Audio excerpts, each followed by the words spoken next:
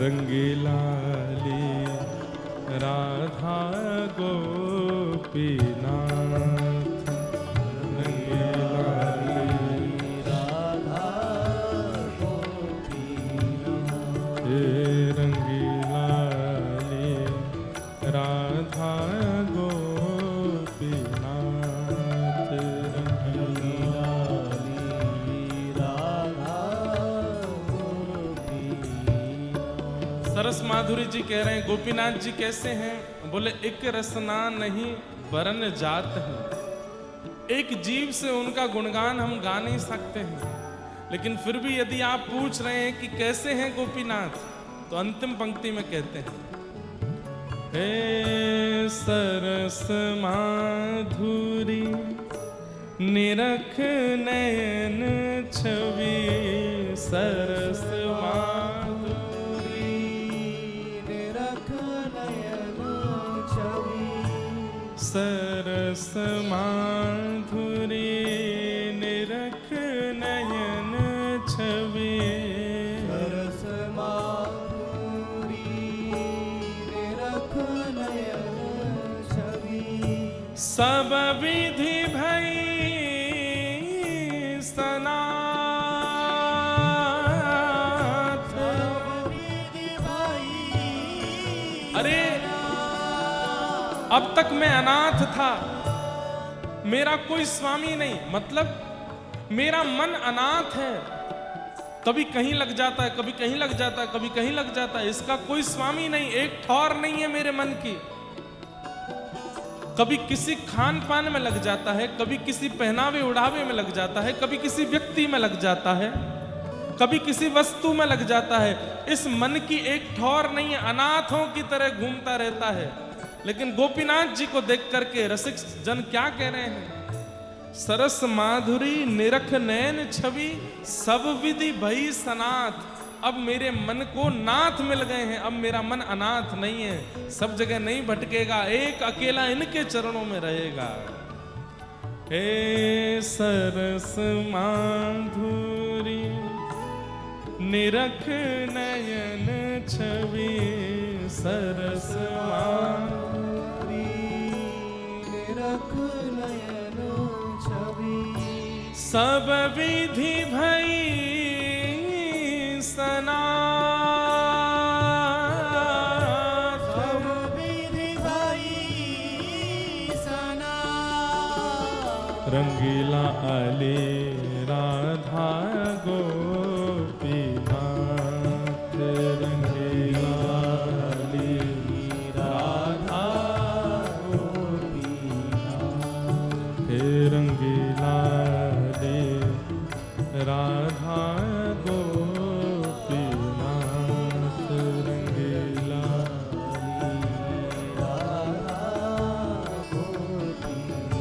राधा गोपीनाथ,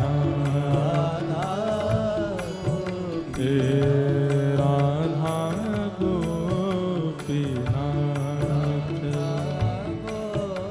श्री राधा गोपीनाथ की जय। ऐसे श्री राधा गोपीनाथ, खीर चोरा गोपीनाथ, उनका आज दर्शन करके आए, खूब सुख मिला। आप सबको भी कभी अवसर मिले जरूर जाइएगा, ठाकुर जी का मधुर दर्शन करके आइएगा। जन्माद्यस्य यतोऽन्वयादितरतश्चार्थे स्वविज्ञस्वराट् तेने ब्रह्म हृदय आदि कवये मुह्यन्ति यत्सूरयः तेजो वारि मृदां यथा विनिमयो यत्र तृषर्गो मृषा धाम्ना स्वेन सदा निरस्तकुहकं सत्यं परं धीमहि। अच्छा, हमारी प्रार्थना, जितने भी आगे कैमरामैन हैं, जो भी इस रेलिंग के आगे घूम रहे हैं फिर रहे हैं, सबसे अब हमारी बिल्कुल हाथ जोड़ के प्रार्थना, सब बैठ जाएं, कोई भी घूमे ना। अगर हिंदी में ना समझ पाए हों तो इनको उड़िया में कोई समझा दो आके। हाँ, अब कोई भी आगे नहीं आवे, और जो कैमरामैन है वो भी बात ना करें, सब लोग बैठ जाएं। सब बैठ कर के केवल पीछे आपके हजारों लोग बैठे हैं, उन सबका ध्यान भटकता है। और बीच में भी एक लाला खड़ो है खंबा की तरह, वो बैठ जाए गरुण जी की तरह। हाँ, तुम्हारे कारण देखो कितनों को हम नहीं देख पा रहे हैं, बैठ जाओ। सब जो हो जाना चाहिए 12 से 4 के बीच में, सब व्यवस्था प्रमुख आके यहाँ सब काम कर दिया करो। 4 बजे के बाद यहाँ कुछ नहीं होना चाहिए, केवल कथा होनी चाहिए। जन्माद्यस्य तोन्वयादितरतः, श्रीमद् भागवत जी का प्रथम श्लोक।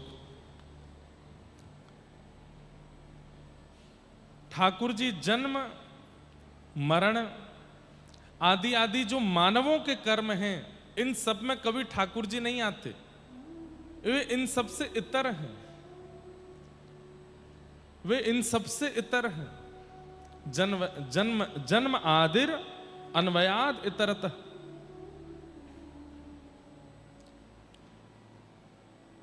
लेकिन कई लोग एक कथा सुनाते हैं जगन्नाथ जी को लेकर के कि भगवान श्री कृष्ण का लीला गमन के बाद में संस्कार कर दिया, उनका हृदय समुद्र में बहता बहता यहां आ गया, उसी को जगन्नाथ जी के अंदर लगा दिया गया। हमको अगर ये कोई प्रमाणित करके बता दे कि ये कहीं लिखा है, हमने तो आज तक कभी सुना नहीं और ना ये कथा कहीं है।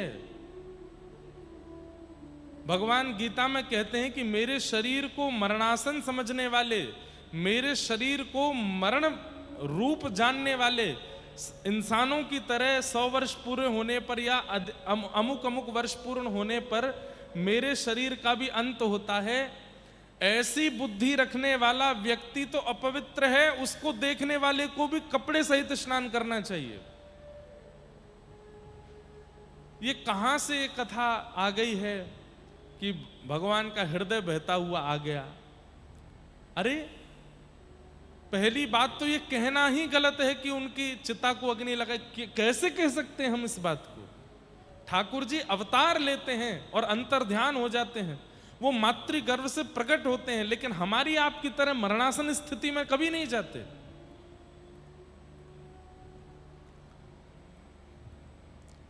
श्री जगन्नाथ महाप्रभु के, श्री बलभद्र जी के, सुभद्रा जी के पावन दारू ब्रह्म के विग्रह में जीवित शालिग्राम जी विराजमान है। और रही बात हृदय की, तो केवल जगन्नाथ जी के भीतर ही हृदय थोड़ी है। जितने भी ठाकुर भारतवर्ष में विराजमान, सबके अंदर हृदय। बिहारी जी में भी हृदय है, राधारमण जी में भी हृदय है, राधा वल्लभ जी में भी हृदय है, हमारे गिरिराज जी तो साक्षात हृदय ही हैं। पर इस बात को इस तरीके से नहीं कहना चाहिए कि वो हृदय ऐसे निकल करके बहता हुआ आया, ना, ये उचित नहीं है। और इसको कई लोग प्रमाणित करने लगे हैं, कई फिल्म जगत के लोग, कई और भी लोग इसके ऊपर खूब बनाने लगे हैं, पिक्चर वगैरह भी। नहीं, ये उचित नहीं है। भगवान कौन है?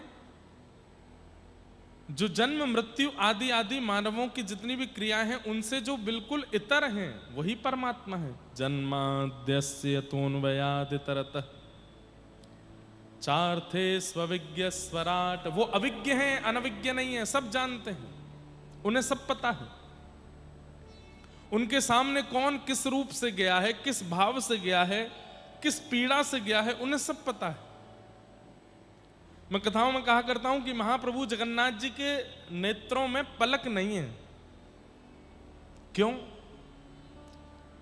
पलक नहीं है? उसके 2 कारण। पहला कारण, इतनी भीड़ में लोग मेरा दर्शन करने आते हैं, कहीं दर्शन करने वाले ने भीड़ के कारण उसकी पलक झपक गई और वो मुझे नहीं देख पाया, तो मैं अपनी पलक खुली रखूंगा ताकि मैं उसको देख लूं।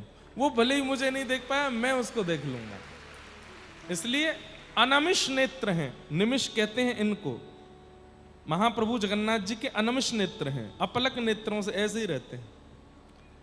और कोई बहुत भीड़ भाड़ में नहीं भी देख पाता तो कहते टेंशन नहीं, मैं देख रहा हूं ना। और एक बात बोलूं,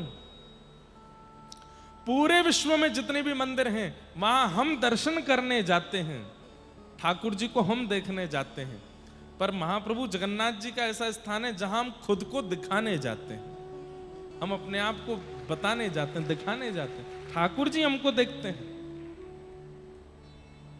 ठाकुर जी हमको देखते हैं। तो पहला कारण, ठाकुर जी के अनमिष नेत्र क्यों हैं? कहीं तुम देखने में चूक जाओ तो टेंशन नहीं लेना, मैं तुमको देख रहा हूं, मेरी दृष्टि तुम पर पड़ रही है। चार्थे स्वविज्ञ स्वराट, वे अविज्ञ हैं, सब जानते हैं। दूसरा कारण ठाकुर जी के नेत्र खुले रहने का क्या है? कई बार हम जब ठाकुर जी के सन्मुख जाते हैं इतने भावुक हो जाते हैं, इतनी सारी भावनाएं मन में आने लग जाती हैं कि हम मूल बात ठाकुर जी से कह ही नहीं पाते।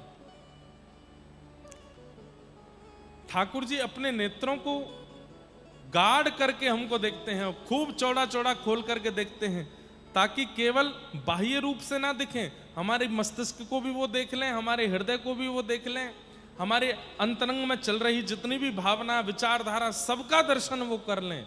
इसलिए बड़े बड़े नेत्रों से हमको देखते रहते हैं। वे अविज्ञ हैं, अनविज्ञ नहीं है, सब जानते हैं, उन्हें सब पता है, उन्हें कुछ बताने की आवश्यकता नहीं है। आप तो बस उनके सामने चले जाओ, उन्हें सब पता है।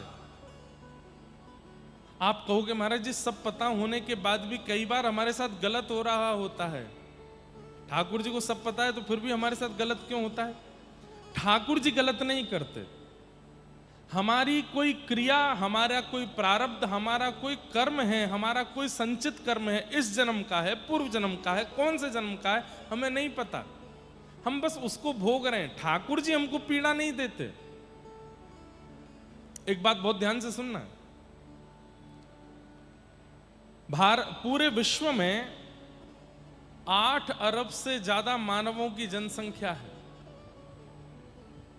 कितनी पक्षियों की, कितनी पशुओं की, कितनी जलचरों की, थलचरों की जनसंख्या, ये तो गिनी नहीं गई है। और ठाकुर जी सबका ध्यान रखते हैं।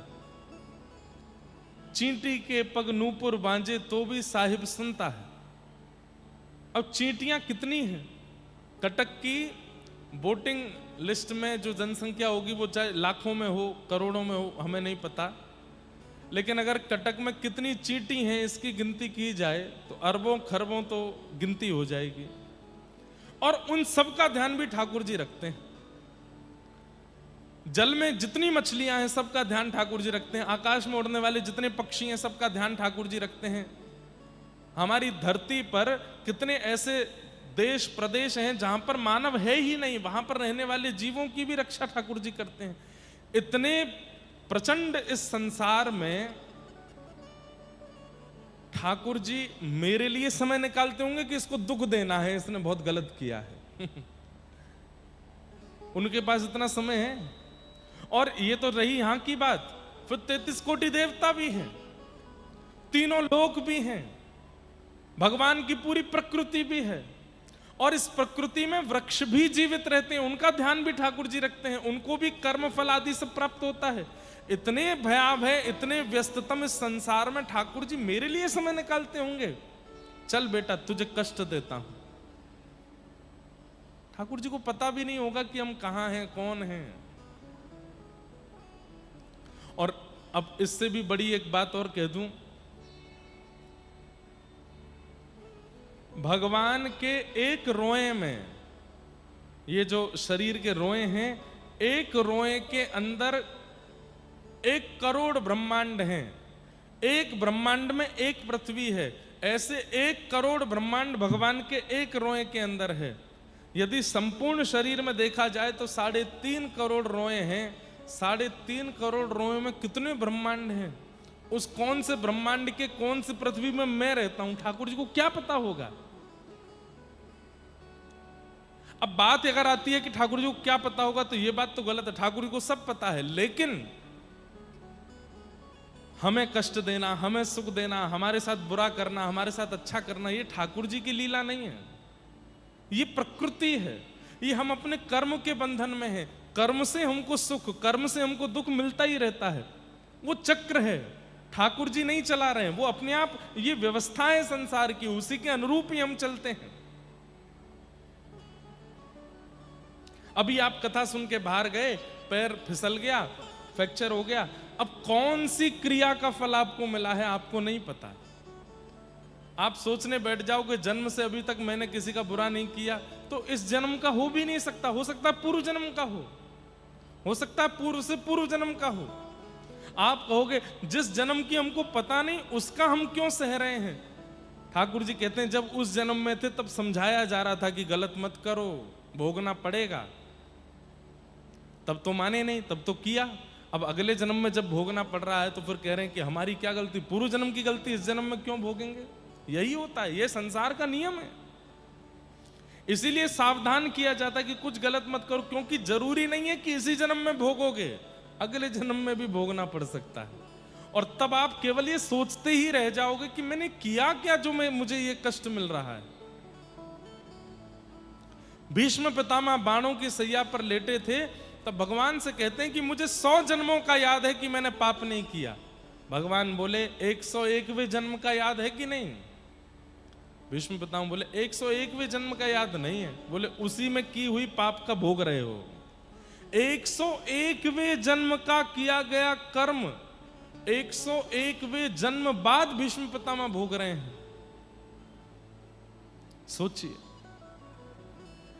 इसलिए ठाकुर जी पर कभी दोषारोपण मत किया कीजिए कि आप मेरे साथ ऐसा क्यों कर रहे हैं। ठाकुर जी नहीं कर रहे हैं, ये कर्म गति है। हमारे जगन्नाथपुरी के भगवान के परम भक्त हुए श्री माधवेंद्रपुरी, श्री माधवदास जी। माधवेंद्रपुरी दास अलग है, माधवदास अलग है। माधवदास, सब लोग इधर देखो, ध्यान से सुनो। बड़ी प्रसिद्ध कथा है कि माधवदास जी को अतिसार का रोग हो गया, एक पेट का रोग हो गया, जिस रोग में वे बिस्तर पर ही मलमूत्र आदि का परित्याग कर देते थे, जिस कारण से ना वो मंदिर जा पा रहे थे, ना महाप्रभु जी का दर्शन कर पा रहे थे।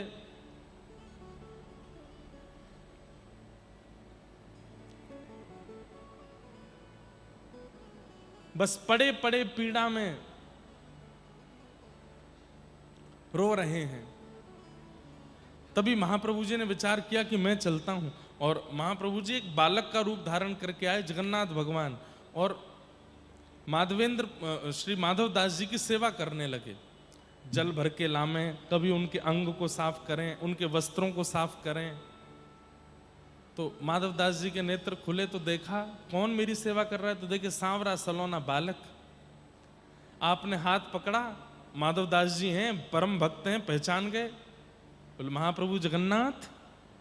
तो बालक हंसने लगा। बोले आप मेरी सेवा क्यों कर रहे हैं।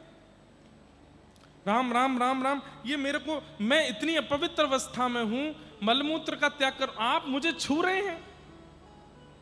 मंदिर में आपकी इतनी व्यवस्थित सेवा होती है, इतनी पवित्रता का ध्यान रखा जाता है, और आप यहां आकर के मेरे तन को स्पर्श कर रहे हैं। ठाकुर जी बोले आप सब भक्त मेरी सेवा करते हैं, तो कभी कभी मैं भी आपके करता हूं, उसमें क्या बुराई है। माधवदास जी बोले सेवा क्यों कर रहे हैं, आप तो परमात्मा हो, चुटकी बजाइए मेरे पेट के रोग को ठीक कर दीजिए।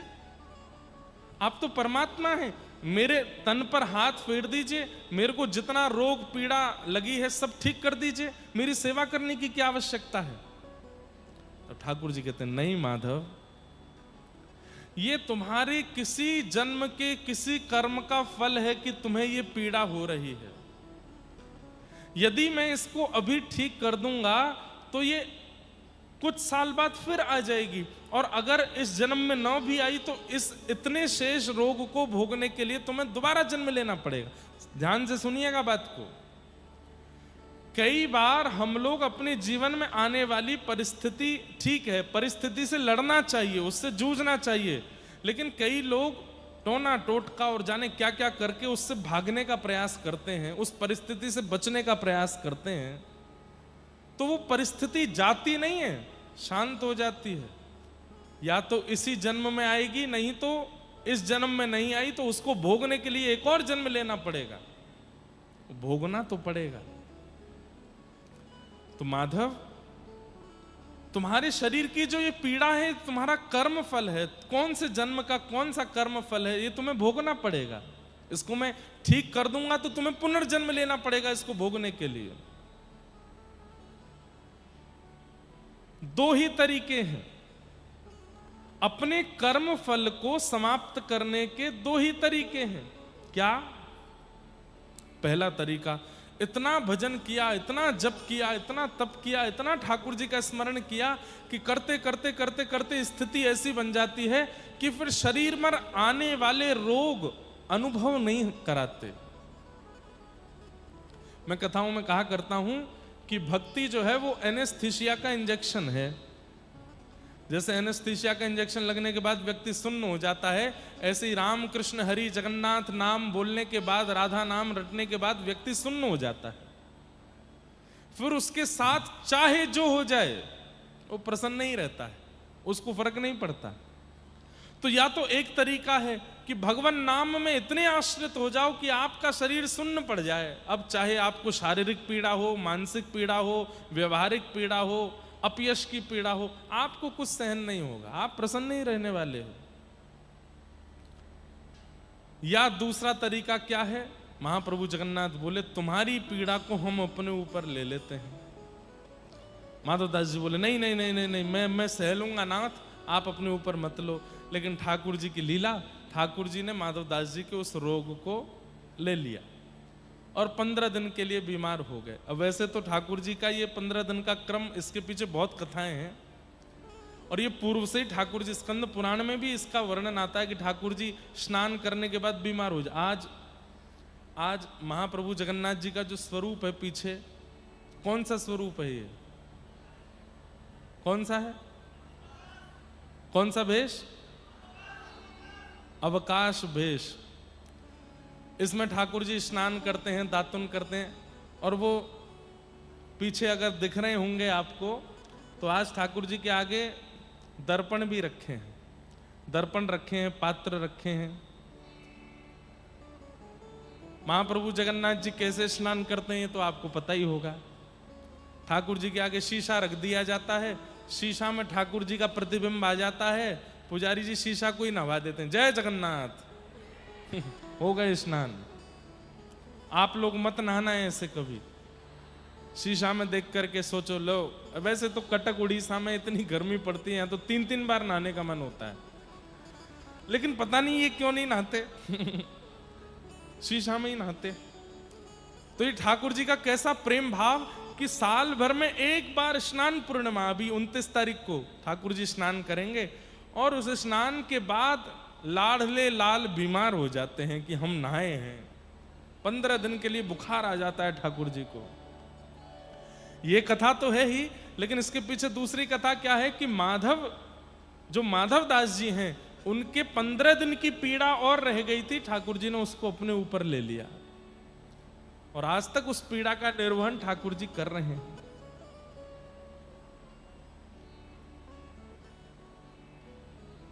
वो सब जानते हैं आपके लिए क्या उचित है, क्या अनुचित है। इसलिए जीवन की परिस्थिति के लिए कभी ठाकुर जी पर आक्षेप मत करो। मुझे यहां से नीचे उतरते समय गिरना है तो शायद गिरने में ही मेरी भलाई है। मेरे जीवन में किसी व्यक्ति का आना, किसी का बिछुड़ जाना, कुछ संपत्ति मिलना, कुछ न मिलना, इन सब में मेरी भलाई है, ऐसा मान करके जीने लग जाइए। आज रोटी मिल गई तो अच्छा, नहीं मिली तो भी अच्छा, ठाकुर जी की कृपा है, कोई बात नहीं, इसमें अच्छा ही होगा, कोई भलाई है। सुदामा जी का चरित्र सबने सुना है। श्री सुदामा जी महाराज के यहाँ पर 15-15 दिन तक भोजन नहीं बनता था। उनकी पत्नी कहती थी कैसे लोग, कैसी कृपा है भगवान की हमारे ऊपर, 15 दिन तक हम भूखे प्यासे रहते हैं। तो श्री सुदामा जी कहते कि देवी अच्छा है, क्यों? 30 दिन के महीना में व्यक्ति 2 बार एकादशी का व्रत करता है, 2 बार अन्न नहीं खाता, और कहते हैं एकादशी के दिन जब अन्न नहीं खाता तो ठाकुर जी उसको याद करते हैं। मैं और तुम कितने भाग्यशाली हो कि हम 30 दिन के महीना में 15 दिन भूखे रहते हैं। इसका मतलब ठाकुर जी 15 बार हमको याद करते हैं, 15 बार हमारा स्मरण करते हैं। 15 बार हमारा स्मरण करते हैं। हर परिस्थिति को सकारात्मक रूप से स्वीकार करना ये एक भक्त का लक्षण है। किस भावना से?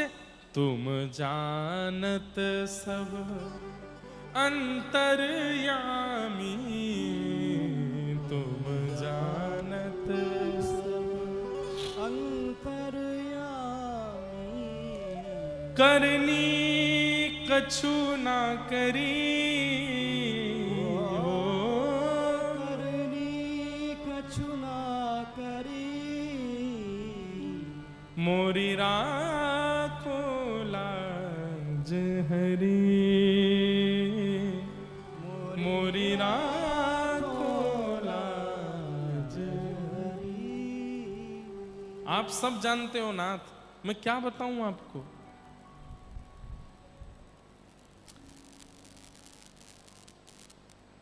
किसी को यदि पता है कि मुझे क्या चाहिए और फिर भी मैं बार बार बोल रहा हूं मुझे यही चाहिए यही चाहिए, सामने वाला चिढ़ जाएगा एक बार, अरे भाई मुझे पता है तुझे क्या चाहिए, क्यों मुझे बता रहे हो। कभी कभी मुझे लगता है हम लोगों से ठाकुर जी चिढ़ते तो नहीं है खैर, पर कई बार ठाकुर जी को बुरा लगता है कि तुम अंतर्यामी क्यों बोलते हो मुझको, जब तुम्हें आके बताना ही होता है कि तुम्हारे जीवन में क्या है क्या नहीं है, क्या आवश्यक है क्या नहीं, क्यों बताते हो। मैं सब जानता हूं। महाप्रभु जी के सामने जाकर के तो दोनों भुजाएं उठा करके कहा करो, नाथ हम आपकी शरण में, आप जो दोगे हमें सब स्वीकार, आप जैसा करोगे हम उसमें राजी। मन में इच्छा है कि भुवनेश्वर में घर बने, लेकिन नहीं बनेगा तो आपसे शिकायत नहीं करेंगे, आप जैसा कहोगे हम राजी हैं, आपकी रजा में राजी। महाभारत इसलिए जीत गया अर्जुन, क्योंकि अर्जुन ने जाके आत्मसमर्पण किया ठाकुर जी को। कथा सुनी है, दुर्योधन और अर्जुन ये दोनों गए थे द्वारिका महाभारत युद्ध से पहले ठाकुर जी से पूछने कि आप किसके पक्ष में चलोगे। दुर्योधन ने बड़े प्रलोभन दिए, लेकिन भगवान ने एक बात कह दी, एक तरफ अकेला मैं रहूंगा और एक तरफ मेरी पूरी सेना, मैं दोनों की तरफ समान विभाजन करूंगा। एक तरफ अकेला मैं और एक तरफ मेरी पूरी सेना। और अंत में भगवान ने कह दिया, और मैं जिस तरफ रहूंगा शस्त्र नहीं उठाऊंगा। ये बात सुनते ही दुर्योधन बोला, आरती करवाने जा रहे हो युद्ध में, वहां पे दिन रात आपकी आरती करेंगे, अष्टयाम सेवा होगी आपकी। अरे युद्ध में जाना है नाथ, शस्त्र नहीं उठाओगे? बोले नहीं उठाऊंगा। आप दोनों विचार कर लीजिए, मैं चाहिए कि मेरी सेना, और मेरी सेना सशस्त्र जाएगी, और सेना भी थोड़ी बहुत नहीं, हजारों लाखों सैनिक ठाकुर जी कह रहे हैं मैं दे दूंगा सशस्त्र, लेकिन दूसरी तरफ अकेला मैं रहूंगा, वो भी शस्त्र नहीं उठाऊंगा। दुर्योधन तुरंत मीठा बन करके बोलने लगा, ठाकुर जी मैंने वैसे देखा है आपका अर्जुन से प्रेम बहुत ज्यादा है, आप अर्जुन से बहुत, आप दोनों की यारी के तो चर्चे पूरे कुरुक्षेत्र में, पूरे हस्तिनापुर में चलते रहते हैं। एक काम कीजिए ना। बोले क्या? मैं सेना ले जाता हूं, आप दोनों की पटती भी बहुत है, आप इसके साथ रह लो। भगवान ने कहा अर्जुन हां करेगा तो। अर्जुन क्या? बोले नहीं नहीं मैं तो इसी में राजी हूं, आप मेरी तरफ रहो। भगवान बोले सोच ले, शस्त्र नहीं उठाऊंगा, निहत्था रहूंगा मैं। बोले आप रहना, चाहे बिना कुछ लिए रहना, पर रहना। सेना लेकर के जब दुर्योधन चला गया तो भगवान ने बड़ी डांट लगाई अर्जुन को। अरे पहले ही कौरवों के पास इतनी बड़ी सेना, ऊपर से मेरी द्वारिका की सेना लेकर के चले गए। तुझे सेना मांग लेनी थी और ये कह देना था कि हमारी सैन्य बल वैसे ही कम है, आपकी सेना दे दो, आप कौरवों की तरफ चले जाओ। अर्जुन जो बात कहते हैं ना, वो मुझे ये बात मैं अपने जीवन में इंप्लीमेंट करता हूं, इसलिए आपको बता रहा हूं। अर्जुन क्या कहता है भगवान से? श्याम सुंदर, पहली बात दुर्योधन जिस कामना से आया था मैं उस कामना से नहीं आया हूं, इसलिए आप हम दोनों को एक मत समझो। मैं ना तो आपसे कुछ मांगने आया था और ना आपको मांगने आया था। ना मुझे आपसे कुछ चाहिए और ना ही आप चाहिए। भगवान बोले तो क्यों आए थे? दंडवत प्रणाम करके अपना हाथ भगवान के हाथ में देकर के अर्जुन कहता है मैं खुद को देने आया था, खुद को अर्पित करने आया। महाभारत युद्ध मेरे सामने है नाथ, पकड़ लीजिए हाथ। मुझे नहीं पता मुझे क्या करना है, मेरा दिमाग शून्य रहेगा पूरे महाभारत में। आप कहोगे बाएं तो बाएं जाऊंगा, आप कहोगे दाएं तो दाएं जाऊंगा, आप कहोगे सीधे तो सीधे, आप कहोगे कूद जा खाई में तो कूद जाऊंगा। अपनी बुद्धि से नहीं चलने वाला मैं, आप चलाओगे। भगवान ने हृदय से लगा लिया अर्जुन को। बोले याद रखना अपनी बात को, ऐसा ही है ना? बोले बिल्कुल ऐसा ही है। बोले जो कहूंगा करेगा। बोले करिष्ये वचनम तव, आप जो कह दोगे। आप कह दोगे कि कर्ण का बाण आ रहा है, इसको छाती पर ले ले अर्जुन, मैं तुरंत अपने वक्ष को आगे कर दूंगा। आप जो कहोगे वो करूंगा। परिणाम सबको पता है। पूरे महाभारत युद्ध में सारे कौरव केवल एक को ही मारना चाहते हैं और वो है अर्जुन। सबका केंद्र बिंदु यह है कि मेरे बाण से अर्जुन कैसे भी मर जाए। टारगेट केवल अर्जुन था पूरे महाभारत में, लेकिन उस अर्जुन का बाल बांका नहीं होने दिया। आप महाभारत को सामान्य मत समझिए। भीष्म पितामह जैसी तिमिंगिल मछलियां, पूज्य गुरुदेव पिताजी महाराज अपनी कथा में भीष्म पितामह को कहते हैं तिमिंगिल मछली। तिमिंगिल मछली कौन? एक तिमिंग नाम का पक्षी होता है, अब तो नहीं होता वो, पर किसी युग में होता होगा। तिमिंग नाम का पक्षी, वो आकाश से उड़ता हुआ आता है और अपने दोनों पंजों में दो दो हाथियों को लेकर उड़ जाता है आकाश में। और वही तिमिंग पक्षी उड़ता हुआ जब समुद्र पर जाता है तो समुद्र की एक मछली मुंह खोल करके सांस लेती है और दो हाथी सहित उस पक्षी को गर्भ में ले लेती है। वो तिमिंगिल मछली, दो हाथी सहित पक्षी को जो निकल जाए वो तिमिंगिल मछली। वो कौन है? भीष्म पितामह। महाभारत में भीष्म पितामह, द्रोणाचार्य, कृपाचार्य, इन सबको तिमिंगिल मछली कहा। इनके बाण से बचना कोई हंसी खेल नहीं है। भीष्म पितामह की स्तुति आती है, क्या कहते हैं भीष्म पितामह? आहा, बहुत सुंदर, बहुत दिनों से कही भी नहीं है।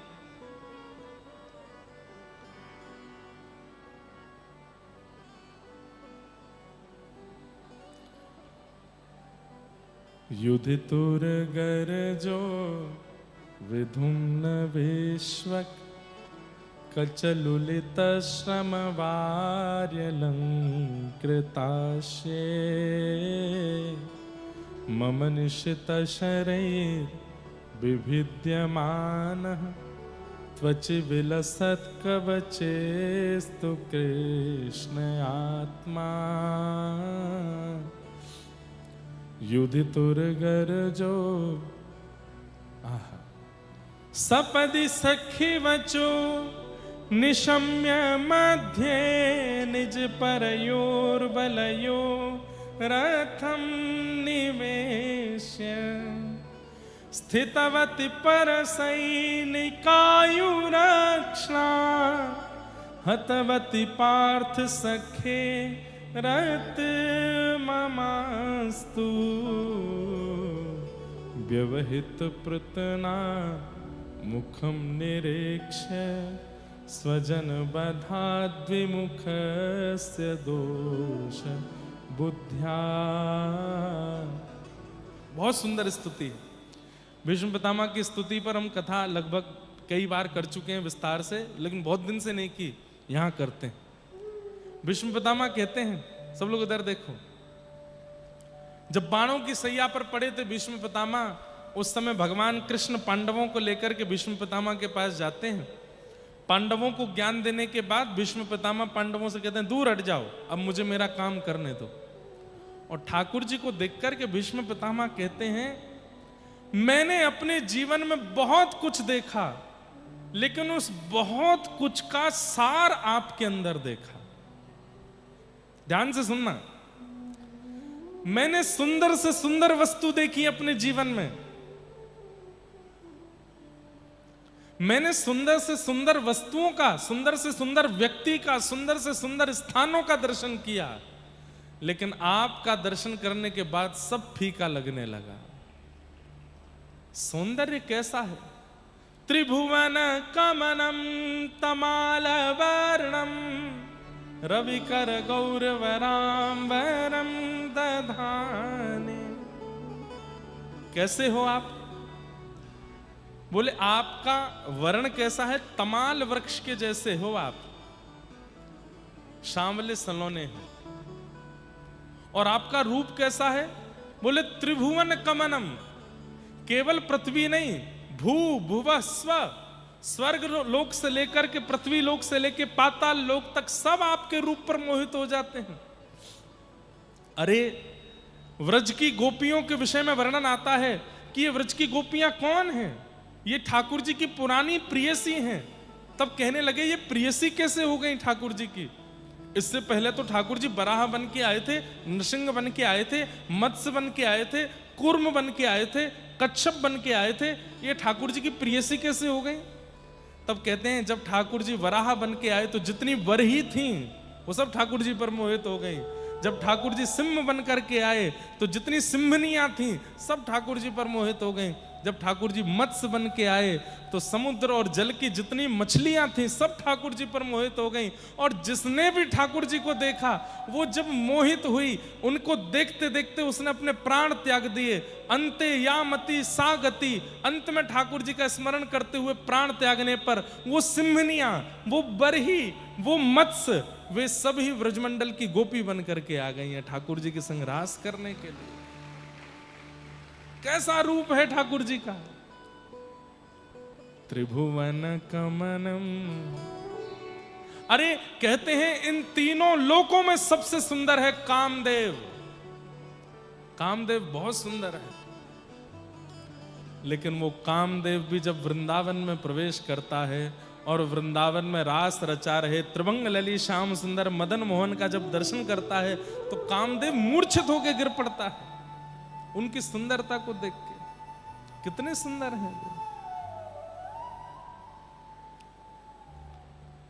त्रिभुवन कमनम तमाल वर्णम रविकर गौरवराम्बरम दधाने। कहते हैं जब श्याम सुंदर नंद भवन से निकलते हैं तो सूर्य नारायण बादलों को आज्ञा देते हैं तुरंत आकर के मेरे आगे ओट बना दो, छुपा दो मुझको। क्यों? बोले एक सूर्य घूम रहा है पृथ्वी पर, मेरी आवश्यकता क्या? ये तो मैंने देखा। अपनी एक बिल्कुल सत्य घटना बताऊं। पिछली बार रथ यात्रा के समय में नहीं आ पाया था, तो जब उल्टा रथ होता है तब मैं आया। पहली बार मैंने रथ का दर्शन किया अपने जीवन में। तो कल जो उत्तर पारस मठ वाले महाराज जी आए थे, वैसे तो सार्वजनिक बताने वाली बात नहीं है, ये गुप्त चुप छुपा के मुझको भीतर ले गए अपने मठ का बता के। हमारे मठ का सेवक है और जहाँ से गुंडीचा से जगन्नाथ जी आते हैं बाहर, तो वहाँ मठों की सेवा है। तो महाराज जी जो कल आए थे उनकी चंवर की सेवा है, वो जगन्नाथ जी को चंवर करते हैं। तो वहाँ रेलिंग लगी हुई थी, रेलिंग के पीछे मठ के सेवक जन खड़े होते हैं, तो मैं भी वहीं खड़ा था। तो हमारे सामने तीनों ठाकुर मंदिर से बाहर आ रहे थे। रथ में आते हैं उससे पहले तो भीतर दर्शन हो रहा था। सबसे पहले सुदर्शन जी आते हैं। सुदर्शन जी आते हैं, आकर के रथ की परिक्रमा लगा करके फिर सुदर्शन जी विराजते हैं।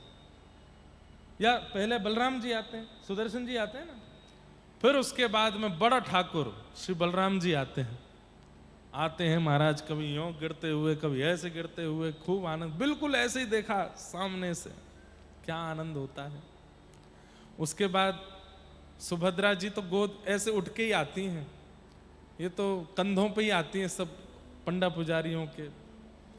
और फिर जब आना होता है महाप्रभु जगन्नाथ का, तो हमारे महाराज जी उत्तर पारस मठ वाले कल जो आए, इन्होंने एक बात कही मुझसे। स्कंद पुराण में भी शायद कहीं इसका उल्लेख होगा, और जो जहां भी है मैं उसका वर्णन करूंगा कि दारू ब्रह्म, दारू कहते हैं लकड़ी को, ये दारू ब्रह्म जो जगन्नाथ हैं ये साक्षात परमात्मा है। इसके लक्षण क्या हैं? तो अनेक लक्षणों में एक लक्षण है कि ये जब जब अपने मंदिर से बाहर आएंगे, जब जब अपने मंदिर से बाहर आएंगे, चाहे एक बूंद आकाश से गिरे, वर्षा होगी, ये निश्चित है। महाराज जी और हम ये चर्चा कर रहे थे, बलभद्र जी निकल गए, सुभद्रा जी निकल गई, सुदर्शन जी निकल गए, अब बारी कालिया ठाकुर आ रहे हैं। मैंने कहा महाराज जी स्कंद पुराण में ऐसा कहते हैं कि ठाकुर जी जब जब मंदिर से बाहर आते हैं वर्षा होती है, यहां तो ऊपर दूर दूर तक बादल ही ना है। तो एक ब्रजवासी होने के नाते मन में ऐसी बात आने लगी, लाला नेक तो लाज बचा, कैसे करके कहीं ते तो वर्षा करो, कहीं ऐसा नहीं हो कि आप में वर्षा नहीं हो। स्कंद पुराण की या जिन भी आचार्यों से हमने ये बात सुनी, कहीं वो मिथ्या नहीं हो जाए। सब देख रहे थे जगन्नाथ जी आने वाले, और मैं देख रहा था बादल कहां है भाई, कहीं बादल नहीं दिख रहा है। मैं अभी भी बता रहा हूं तो मेरे रोंगटे खड़े हो रहे हैं। वो जो क्या बोलते हैं जो नाद बजता है, हुलु ध्वनि है? हटकुआ क्या बोलते हैं जो बजता है, सबको पता ही है। हुलु ध्वनि तो वहां होती बंगाल में जो करते हैं, यहां पे भी करते हैं ना। हाँ। तो खूब जोर से बज रहा था और बस ये लग रहा था अब आए महाप्रभु जी, अब आए महाप्रभु जी, अब आए। और मैं कहूं कि कहां आए बादल, हे शाम घन कब बरसे को। और आप विश्वास माने जैसे ही महाप्रभु जी बाहर आए, जाने कहां से एक बादल ऊपर आया और रिमझिम रिमझिम रिमझिम रिमझिम वर्षा होने लगी। ज्यादा नहीं, केवल 5-10 सेकंड के लिए थी, फर्श गीला हो गया बस, लेकिन वर्षा। ये प्रमाण है कि साक्षात परमात्मा, ये जब जब मंदिर से बाहर आएंगे तब तब वर्षा होगी।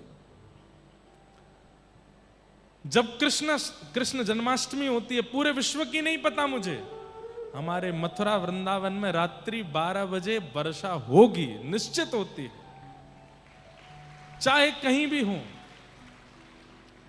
वहां की कोई बात नहीं कह सकते कि कहीं होगी कि नहीं, पर वृंदावन में, मथुरा में और कृष्ण जन्मभूमि पर भी ऐसा भी होता है ना, एक शहर में कहीं हो रही कहीं नहीं हो रही, कृष्ण जन्मभूमि पर वर्षा होती है। 12 बजे रात्रि को चाहे एक बूंद गिरे, लेकिन गिरेगी। ये प्रमाण है परमात्मा का, अद्भुत। तो त्रिभुवन कमनम तमाल वर्णम रविकर गौरवराम्बरम दधाने। भीष्म पितामह कह रहे हैं, अरे आप जब आ जाते हैं पीतांबरी पहन करके, जब विचरण करते हैं नाथ, हमसे पूछिए, सूर्य को भी लज्जा हो रही होती है, सूर्य भी अपने आप को बादलों की ओट में छुपा लेता है कि इनके आगे अब मेरे प्रकाश की क्या आवश्यकता है। मैंने सौंदर्य बहुत देखे संसार में, पर आपसे सुंदर कुछ नहीं देखा। दूसरी बात में कहते हैं शौर्य, मैंने बलवान बहुत देखे, लेकिन आपसे जैसा बलवान नहीं देखा। बोले क्यों? अरे कोई धनुष का बल दिखाता है, कोई तलवार का बल दिखाता है, कोई अपने रथ में विराजमान होकर के अपनी वाणी का बल दिखाता है, कोई अपने कवच का बल दिखाता है, कोई अपने मुकुट का बल दिखाता है। लेकिन मैंने ऐसा बलवान पहली बार देखा जिसने बिना शस्त्र धारण किए पूरा महाभारत युद्ध जीत लिया, पूरे महाभारत को जीत लिया आपने। बोले कैसे जीता? तब कहते हैं, आहा युधितुर गर्जो विधुम्न विश्वक कचलुलित श्रम वार्यलंकृतास्ये मम निशित शरैर्विविद्यमानः त्वचि विलसन कवचेस्तु कृष्ण आत्मा। आपके बल का भाव इससे पता चलता है कि पूरे महाभारत में रात्रि में एक ही योजना बनती थी। क्या? अर्जुन को कैसे मारना है, अर्जुन को कैसे मारना है, अर्जुन को कैसे। दुर्योधन भी यही योजना बनाता है, दुशासन भी यही योजना बनाता है, कर्ण भी यही योजना बनाता है, अरे गुरु द्रोणाचार्य कृपाचार्य भी यही योजना बनाते हैं। मैं भीष्म पितामह भी इसी योजना में ही रहता था कि अर्जुन कैसे मरेगा, लेकिन सबके केंद्र बिंदु में होते हुए भी अर्जुन को एक बाण स्पर्श नहीं कर पाया। क्यों? उसके सारथी आप थे। आप इतनी द्रुत गति से उसके रथ को घुमाते थे, कभी इधर लेके जाते, कभी उधर लेके जाते, कभी यहां पहुंच जाते, कभी उधर पहुंच जाते। मेरे मन में आया कि मैंने शौर्यवान तो बहुत देखे, लेकिन आप जैसा नहीं देखा। आपके शौर्य का प्रभाव था कि अर्जुन को एक बाण स्पर्श नहीं कर पाया।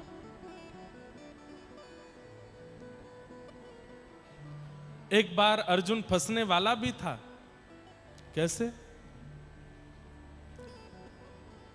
10 दिन जब हो गए महाभारत युद्ध को, सब लोग ध्यान से सुनो, इधर देखो, यहां देखो, यहां देखो, यहां देखो। ऐसे दर्शन तो मंदिर में भी नहीं होंगे आपको, वहां से तुरंत भगा दिए जाओगे। लेकिन यहां तो देखो, महाप्रभु जगन्नाथ जी बिल्कुल पीछे बैठ के कथा सुन रहे हैं, आप सामने बैठे हो, अपलक नेत्रों से जैसे वो आपको देख रहे हैं, आप भी उन्हीं को ही देखो। कल और पंखे बढ़वा दिए जाएंगे, ठीक है, गर्मी नहीं लगेगी आपको, और कूलर लगवा देंगे। लेकिन अभी कथा सुनो। महाभारत युद्ध को जब 10 दिन हो गए और कौरवों की सेना घटने लगी, तब दुर्योधन भीष्म पितामह से कहता है, खाते हमारा अन्न है, भला चाहते उनका है, पांडवों का। भीष्म पितामह बोले, क्या बोलते हो? बोले, सही तो बोल रहा हूं, इतने बड़े बड़े योद्धा हमारे पास हैं, लेकिन फिर भी हमारी सेना घट रही है, और वे पांडव हमारे सामने जरा सी उनकी सेना, और वे जीतते जा रहे हैं। 10 दिन निकल गए हमारे युद्ध को, अभी तक कोई कुछ बड़ी उपलब्धि हासिल नहीं कर पाए। हम क्या कर रहे हैं आप बैठ करके? भीष्म पितामह बोले, तू हमको ललकारता है? सुन। बोले, क्या? आज रात्रि को अपनी पत्नी को भेजना, जैसे ही मैं संध्या करके अपनी पूजा पाठ करके उठूंगा, तेरी पत्नी आकर के मुझको प्रणाम कर ले, उसको अपने संपूर्ण जीवन के तपस्या का फल दे दूंगा, अखंड सौभाग्यवती भव। नहीं मरेगा तू, बड़ी बड़ी बातें मत कर मेरे सामने, मरने का बहुत डर है ना तुझको, नहीं मरेगा, भेज देना अपनी पत्नी को रात में। दुर्योधन बोला, मैं बस यही चाह रहा था, आप थोड़े हल्के हल्के लग रहे थे, अब आप थोड़े उत्तेजित हुए, बस ऐसे ही रहिए, आप हल्के मत पड़ो। और पत्नी, आज रात को मेरी पत्नी भानुमति आएगी आपसे आशीर्वाद लेने, आप अच्छे से आशीर्वाद दे देना, अखंड सौभाग्यवती भव, ताकि मैं मरूं ना। भीष्म पितामह बोले, भेज देना। बात हुई दुर्योधन और भीष्म पितामह के बीच में, लेकिन सुन ली दूर खड़े हुए हमारे द्वारिकाधीश ने। भगवान बोले, अच्छा, ये भानुमति को अखंड सौभाग्यवती का अगर आशीर्वाद मिल गया, तो मैं चाहे कितना भी सारथी बना रहूं, कितना भी पांडवों का पक्षधर बना रहूं, नहीं जिता पाऊंगा पांडवों को, क्योंकि भीष्म पितामह है ये बाल ब्रह्मचारी। क्या करूं? योजना बनाई, बोले कैसे भी भानुमति को द्रौपदी में परिवर्तित करना है, ये आशीर्वाद तो द्रौपदी को मिलना चाहिए, वो तो ठाकुर जी हैं। भानुमति भीष्म पितामह के पास पहुंचे, उससे पहले ठाकुर जी द्रौपदी के पास पहुंच गए, और द्रौपदी के पास पहुंच करके सो रही थी, उसको उठाया, बोले, सुन, लंबा घूंघट कर ले। घूंघट कर लिया। बोले, कहां? चल मेरे साथ। द्रौपदी चल रही है तो बार बार कभी लड़खड़ा रही है, कभी गिर रही है। भगवान बोले, क्या हो गया, क्यों नहीं चल पा रही? अरे माधव देखो ना, मेरी जूतियां हैं, इनसे मैं चल नहीं पा रही। तो कितना सुंदर दृश्य है, कि ठाकुर जी द्रौपदी को रोकते हैं, उसकी दोनों जूतियां उतार देते हैं और उतार करके एक जूती को यहां फंसाते हैं, एक को इधर फंसाते हैं। बोले चल मेरे साथ। ठाकुर जी लेकर के जा रहे हैं द्रौपदी को। द्रौपदी कहती है, नाथ कहां रहे हैं हम इतनी रात को? बोले भीष्म पितामह से आशीर्वाद दिलाना है तुझे। भानुमति पहुंचे उससे पहले तुझे जाकर के आशीर्वाद लेना है। और सुन, अब ज्यादा बात मत कर, मेरे को एक एक क्षण की बड़ी चिंता हो रही है, तू जल्दी चल मेरे साथ। और दौड़ करके भगवान लेके जा रहे हैं और उसको समझा रहे हैं, सुन भीतर जाना, बोलना नहीं, घूंघट कर लेना, मुख दिखाना नहीं। करना क्या है, भीष्म पितामह के सामने बैठ जाना, वो अपने आप अपनी पूजा पूरी करके हाथ में जल लेंगे, तेरे सिर पर जल डाल के तुझे आशीर्वाद देंगे, आशीर्वाद लेके तुरंत बाहर आना, चुपचाप। बोले कहीं उन्होंने पूछा कैसी आई क्या आई, तो बोले कुछ भी बना के झूठ वूठ बोल देना और मेरा नाम मत बताना कि मैं आया हूं। हाँ, बस इतना ध्यान रखना। ठाकुर जी भी अपना रूप बदल के गए थे, बड़ा बड़ा काजल लगा के, सिर पर सफेद स्वाफा बांध करके, गड़े में कंठुला, बिल्कुल जैसे ग्वारिया बनकर के ठाकुर जी गए थे। बैठे हैं भीष्म पितामह अपने शिविर में, भेज दिया भगवान ने द्रौपदी को, अंदर जाओ प्रणाम करो। द्रौपदी गई, जैसे ही पहुंची है उसके नूपुर की ध्वनि से पहचान गए भीष्म पितामह की भानुमति आ गई। प्रणाम किया। भीष्म पितामह ने कहा, आ गई तुम, रुको अभी।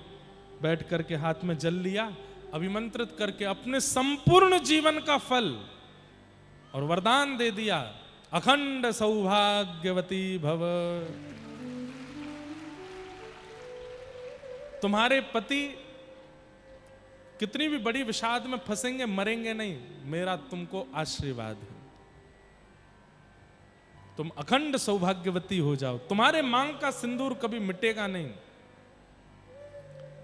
द्रौपदी ने जब ये बात सुनी, बोले मुझे तो लगा था पुत्रवान भव या कुछ और आशीर्वाद देंगे।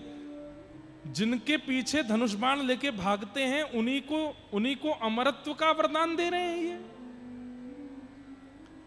मेरे पतियों के प्राण के सबसे बड़े भक्षक तो यही हैं। ये हेलीकॉप्टर ने एक देर विराजमान कर लो, जब कोई कीर्तन भजन आवे तब उड़ा लेना इसको। वो जिनको समाचार देना चाहिए वो नहीं दे पाएंगे, मैं बता रहा हूं। हाँ, कर दो, ध्यान से सुनो। क्या बता रहा था मैं? मेरा ही ध्यान भटक जाता है। कहां था, जल्दी बताओ। हाँ, आशीर्वाद दिया। द्रौपदी ने जैसे आशीर्वाद लिया तो सोचने लगी, मेरे पतियों के प्राण की सबसे बड़े दुश्मन हैं ये। महाभारत युद्ध में अर्जुन आदि सब पांडवों के पीछे धनुष बाण लेके भागते हैं ये, और मुझसे कह रहे हैं अखंड सौभाग्यवती भव। तुरंत द्रौपदी ने अपना घूंघट उठा करके कहा, तो याद रहे आगामी महाभारत युद्ध में 5 में से एक का भी बाल बांका नहीं होना चाहिए। अखंड सौभाग्यवती का आपने आशीर्वाद दिया है। भीष्म पितामह तो 4 कदम पीछे हट गए। द्रौपदी, मैंने तो भानुमति को बुलाया था, तू कहां से आ गई? द्रौपदी बोली, अच्छा भानुमति आपकी पुत्रवधू है, मैं भी तो आपकी पुत्रवधू हूं, और यदि मैंने आशीर्वाद ले लिया तो इसमें गलती क्या है? भीष्म पितामह के नेत्र सजल हो गए। बोले, होई सोई जो राम रची राखा, वही होगा जो ठाकुर जी चाहेंगे। मुझे लग ही रहा था कि पांडव ही जीतेंगे, लेकिन भीष्म पितामह ने तुरंत अपने आंखों का रंग बदला, चेहरे का ढंग बदला, और थोड़ी गंभीर आवाज में बोले, रे द्रौपदी, तुझे कैसे पता कि मैं भानुमति को आशीर्वाद देने वाला था? और इतनी रात को हमारी घर की बहू आवारा घूम रही है? सही से बता, अकेली आई है कि कोई लेके आया है तुझको? जैसे ही ये बात कही तो चोर पकड़ा जाता है तो लड़खड़ा तो जाता ही है। द्रौपदी बोली, नहीं नहीं, आई तो अकेली हूं मैं, कोई नहीं आया, और आया तो है एक, लेकिन वैसे कोई नहीं आया। एक आया भी है, लेकिन वैसे कोई ऐसी बात क्या बोलती है, आया है नहीं आया, आया नहीं है, जल्दी बता। गोपाल भैया आया है। बोल कौन गोपाल भैया? हमारी गौशाला में गैया का दूध काटता है। उसकी कोई बहन नहीं थी, एक दिन रो रहा था तो मैंने राखी बांध दी, तब से भाई है मेरा। विष्णु पितामह बोले अच्छा चल दिखाइयो तो मेरे, मैं भी देखूं कैसा गोपाल भैया तेरा। आप क्या करेंगे?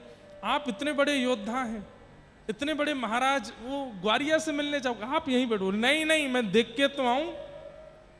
सिंह के पास लाने की सामर्थ्य कोई योद्धा रख सकता है, ये कोई कौन गोपाल भैया तेरा देखूं तो। बाहर आकर के भीष्म पितामह ने गर्जना करके कहा गोपाल भैया। ठाकुर जी दूर जूतियां दबाए बैठे थे, प्रतीक्षा कर रहे हैं द्रौपदी आ रही होगी। जैसे ही गोपाल भैया की गर्जना सुने, ठाकुर जी तो वहीं एक बार तो लुढ़क गए। अब गए, मुंह बंद नहीं रहता है। ये द्रौपदी को कितना मना किया था कुछ नहीं बोलना, भीतर जाके सब उगल आई होगी। भीष्म पितामह इतने दोबारा चिल्लाए कहां है गोपाल भैया? ठाकुर जी यहां हैं हम, इधर आओ। ठाकुर जी पास गए, एक लालटेन उठा करके, अंधेरी रात थी, लौ थोड़ी तेज की। भीष्म पितामह ने बोले जरा चेहरा दिखाना अपना। चेहरा बदल के आए थे, लंबा लंबा काजल लगा के आए थे, और महाराज थोड़ा सिर पे बढ़िया पाग बड़ी वाली पहन के आए थे, और रूप थोड़ा अपना धूमिल करके आए थे। लेकिन भीष्म पितामह बोले ये द्रौपदी तेरा गोपाल भैया कहीं तो देखा है मैंने, जरा पाग तो हटाओ। और जैसे ही पाग हटाने लगे, ठाकुर जी ने नहीं नहीं पाग नहीं हटाते, हम पाग नहीं हटाते। बोले हटाओ तो हटाए, तो घुंघराले केश ठाकुर जी के जैसे ही खुले, मोर पिच्छ भीतर छिपा था वो अपने आप ठाड़ा हो गया। आहा, ठाकुर जी का मधुर स्वरूप प्रकट हो गया। भीष्म पितामह के नेत्र सजल हो गए, और जैसे कोई व्यक्ति प्रेम में भर के कशैली वाणी बोलता है वैसे बोलने लगे। छलिया, कपटी, ये क्या करते हो तुम? भीष्म पितामह चाहते तो ठाकुर जी को ही हैं, लेकिन पक्ष में तो कौरवों के हैं ना। पूरा पासा पलट दिया। वारे कन्हैया मान गए तुझको, तैने भानुमति को द्रौपदी में परिवर्तित कर दिया और अखंड सौभाग्यवती का आशीर्वाद दिला दिया। तुझे कैसे पता चला कि मैं भानुमति को आशीर्वाद देने वाला हूं? ठाकुर जी बोले हम जय जय हैं, हमें सब पतो रे। कोई माने ना है बात अलग है। भीष्म पितामह ने कहा द्रौपदी मैंने तुझे आशीर्वाद दिया अखंड सौभाग्यवती भव, लेकिन मैं जिम्मेवारी देता हूं इसको, पांचों में से एक का भी बाल बांका नहीं होना चाहिए। ये जिम्मेवारी है इनकी। अगर किसी को खरोंच भी आती है तो तुम मुझसे नहीं कहोगी, इनसे जाके पूछना, क्योंकि ये जिम्मेवारी मैं इनको देता हूं। और रही बात तुम्हारी द्वारिकाधीश, कल से महाभारत का मुख्य योद्धा मैं बन के आऊंगा, देखता हूं कैसे बचाते हो तुम। ठाकुर जी द्रौपदी की ओर देखें, फंसवा दिया। बोला मैं क्या करती? उन्होंने अरे अब देखो जीतना तो पांडवों को ही है, लेकिन ये भीष्म पितामह बड़े चतुर हैं।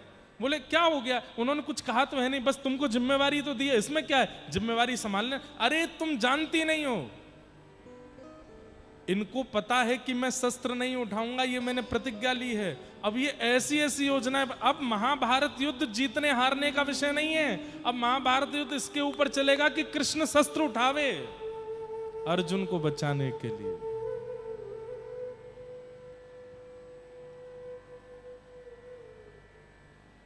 और मुझे उठाना पड़ेगा। और वही हुआ।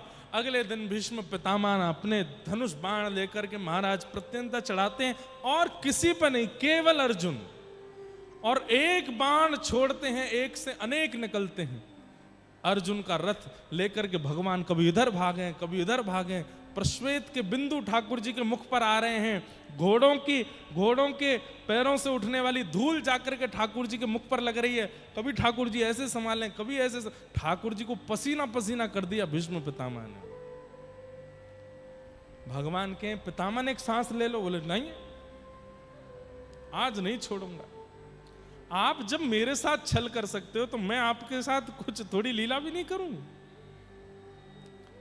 अंत में भीष्म पितामह ने एक ऐसे बाण का अनुसंधान किया कि रथ चाहे जहां भगा लिया जाए, वो बाण जिसका नाम गोत्र लेकर के छोड़ा गया उसको लगेगा ही लगेगा। जब भगवान ने मंत्र सुना, अरे ये तो वो बाण छोड़ा जा रहा है कि ये सीधे अर्जुन को ही लगेगा, चाहे मैं ब्रह्मांड भेदन करके रथ को ले जाऊं बाण वहां भी आ जाएगा। तब भगवान ने कहा अब मुझे कुछ करना पड़ेगा। तभी सामने रथ का टूटा हुआ चक्का पड़ा था। भीष्म पितामह बाण छोड़े उससे पहले रथ का चक्का इनके ऊपर फेंक दूंगा। तुरंत ठाकुर जी अपने स्थान से उठे, पहली बार योगेश्वर कृष्ण, और कूदे हैं रथ से, दौड़े हैं, देख रहे हैं भीष्म पितामह को दौड़ रहे हैं रथ के चक्के की ओर। 2 बार तो हाथ में केवल धूल आई है, तीसरे प्रयास में जैसे ही रथ का चक्का आया है, कोमल श्री कृष्ण, सुंदर श्री कृष्ण आज मानो जैसे नृसिंह बन गए हों, आंखें लाल पड़ी हैं, ताम्र वर्ण हो गया है, और जैसे ही दौड़े हैं भीष्म पितामह की ओर रथ का चक्का लेके, रथांग पानी बन गए, पृथ्वी भूचाल होने लगा, आकाश में बादल गरजने लगे हैं। अब नूतन प्रलय हो जाएगा। भीष्म पितामह ने जैसे ही देखा रथ का चक्का लेके दौड़ते हुए आ रहे हैं ठाकुर जी मारने के लिए, चिंगाड़ रहे हैं जोर से, तुरंत भीष्म पितामह ने अपने बाण को धीमा करके नीचे रख दिया और ताली बजाने लगे। क्यों? आप कहो मैं शस्त्र बिन भूमि हरहूं सब भार। आपने प्रतिज्ञा ली थी कि आप बिना शस्त्र के महाभारत युद्ध में रहेंगे। कहां है दुर्योधन? देख ले, इन्होंने शस्त्र उठा लिया, अपनी प्रतिज्ञा तोड़ दी है। ए कृष्ण, आइंदा कभी प्रतिज्ञा लो तो याद रखना, तू हमको क्षत्रिय ना गिने। भीष्म पितामह बैठे हैं, आइंदा कोई प्रतिज्ञा लो तो देख लेना पितामह भी बैठे हैं तुम्हारी प्रतिज्ञा तोड़वाने को। क्यों उठाया? क्यों शस्त्र उठाया? महाभारत युद्ध रुक गया उसी क्षण। डार चक्र हरिहस पड़ो, दियो उत्तर ब्रजराज। ठाकुर जी ने अपना रथ का चक्का दूर फेंक दिया, हाथ झाड़ करके जोर से हंसे। डार चक्र हरिहस पड़ो, दियो उत्तर ब्रजराज। आज तजी प्रतिज्ञा मोरी में तोरी प्रतिज्ञा काज। मैंने अपनी प्रतिज्ञा को किस लिए तोड़ा? क्योंकि तुमने पहले प्रतिज्ञा ले ली थी, वासुदेव कर चक्र न धरहि तो तुमको मुख न दिखाऊं, लाजत है मेरी गंगा जननी में शंतनु सुत न कहाऊं। आपने प्रतिज्ञा ली थी पितामह कि यदि भगवान कृष्ण के हाथों में मैंने शस्त्र धारण नहीं कराया तो महाभारत युद्ध में मेरे जब प्राण निकलेंगे तो मैं मुख नीचे जमीन की ओर करते हुए मरूंगा, किसी को मुख नहीं दिखाऊंगा। भगवान बोले पितामह, यदि मैं शस्त्र नहीं उठाऊंगा तो मरते मरते मेरा दर्शन कैसे करोगे? मुख तो नीचे करना पड़ेगा। समझ में आई बात?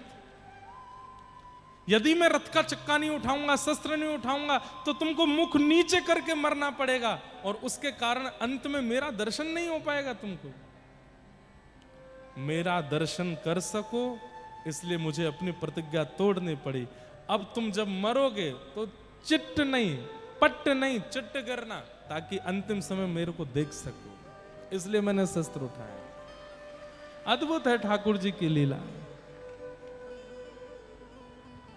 भीष्म पितामह रो जाते हैं स्तुति गाते गाते और कहते हैं, स्वनिगमम अपहाय मत प्रतिज्ञा, मृतम अधिकर्तुम वप्लुतो रथस्थः, धृत रथ चरणो भयाशलद्गुः, हरिवहन्तुमिभं गतोत्तरीय। इसलिए ठाकुर जी की किसी गतिविधि पर कभी संशय मत करना। वो क्या सोच करके क्या निर्णय लेते हैं, क्या करते हैं, हम नहीं जानते।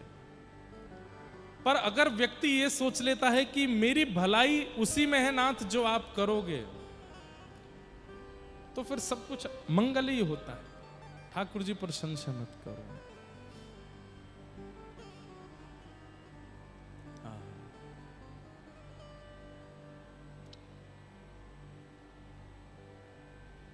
ऐसी ठाकुर जी की मधुर लीला।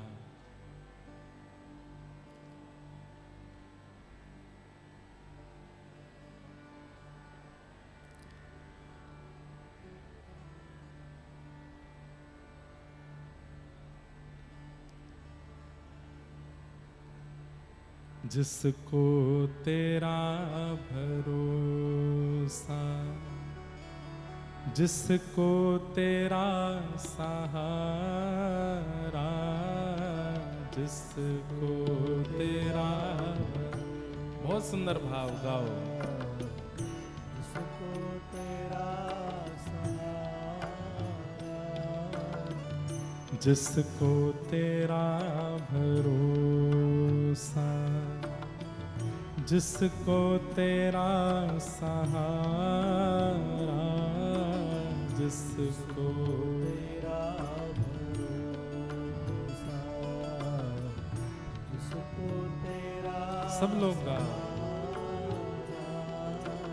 जिसको तेरा भरोसा, जिसको तेरा सहारा, जिसको तेरा भरोसा, जिसको तेरा सहारा, मझधार क्या करेगा, मझधार ही किनारा, मझधार क्या करेगा, मझधार ही किनारा, जिसको तेरा भरोसा, जिसको तेरा सहारा,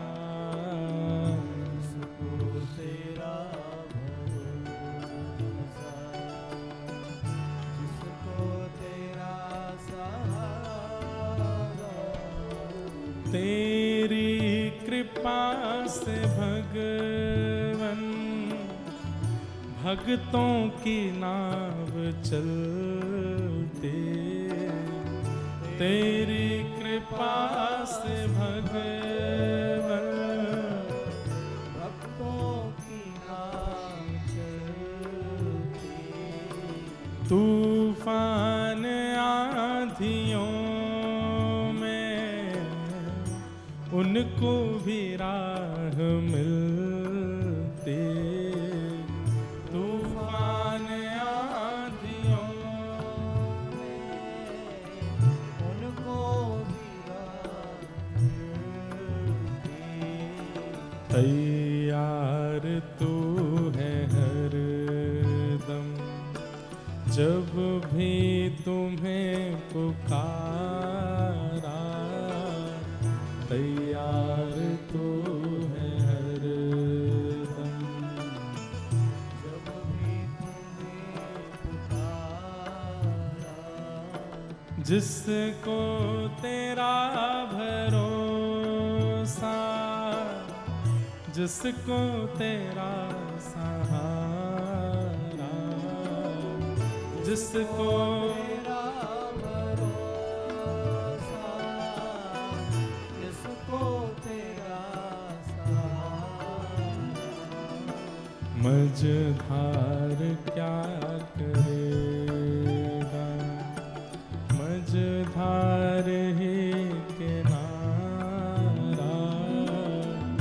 मझधार क्या करेगा, मझधार ही किनारा, जिसको तेरा भरोसा, जिसको तेरा सहारा, जिसको तेरा भरोसा। श्री जगन्नाथ महाप्रभु की।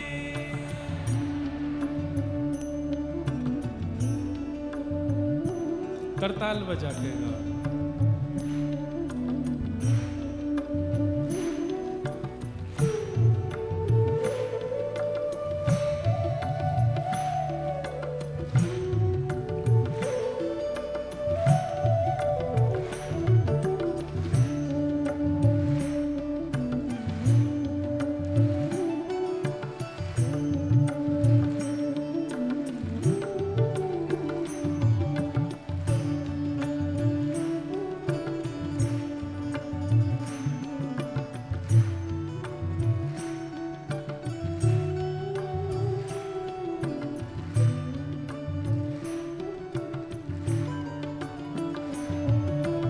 जिसको तेरा भरोसा, जिसको तेरा सहारा, जिसको तेरा भरोसा, जिसको तेरा सहारा, जिसका भी हाथ पकड़े प्रभु छूटने न देते, जिसका भी हाथ पकड़े प्रभु छूटने न देते, जिसका भी हाथ पकड़े प्रभु छूटने न देते,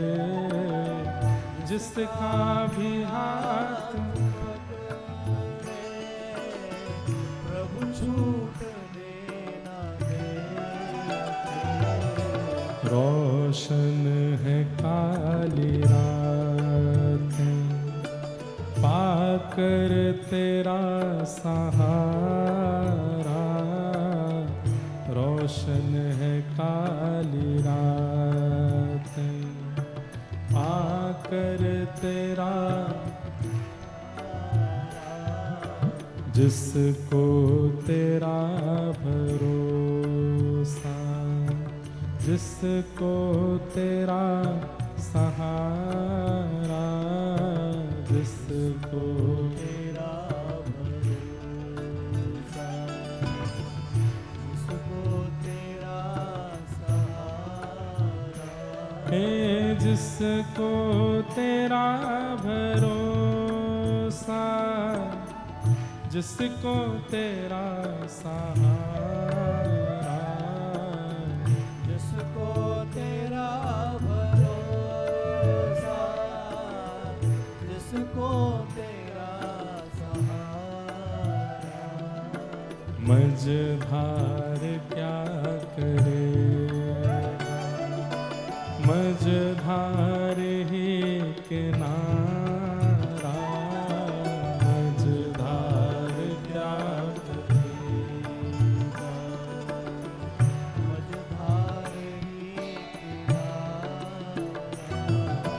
होठों पे नाम तेरा, दिल में उमंग तेरे, होठों पे नाम तेरा, दिल में उमंग तेरी, और अलमस्त सार हूँ मैं, छाई तरंग तेरे, अलमस्त सार हूँ मैं, छाई उमंग तेरी। आओ प्रभु शरण में, हरि नाम सबसे प्यारा, आओ प्रभु शरण में,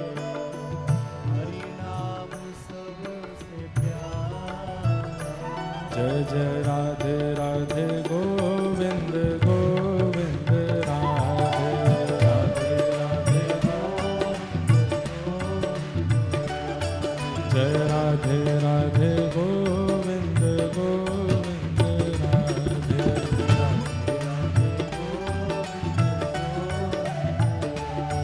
जय गोविंद राधे गोपाल राधे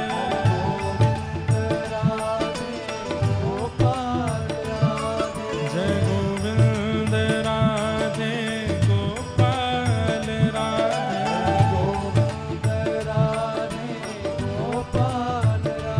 जय गोविंद राधे गोपाल राधे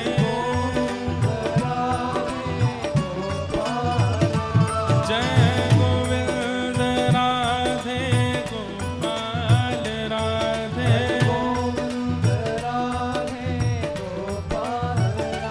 जय राधे राधे गोविंद गोविंद राधे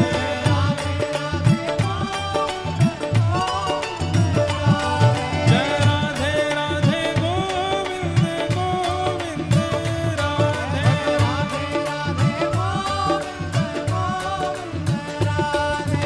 मैया तेरे पाँव पड़ूं एक बार हरि बोल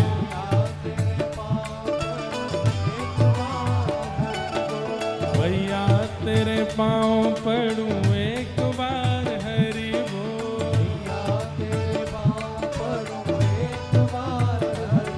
हे हरि बोल हरि बोल हरि हरि हरि बोल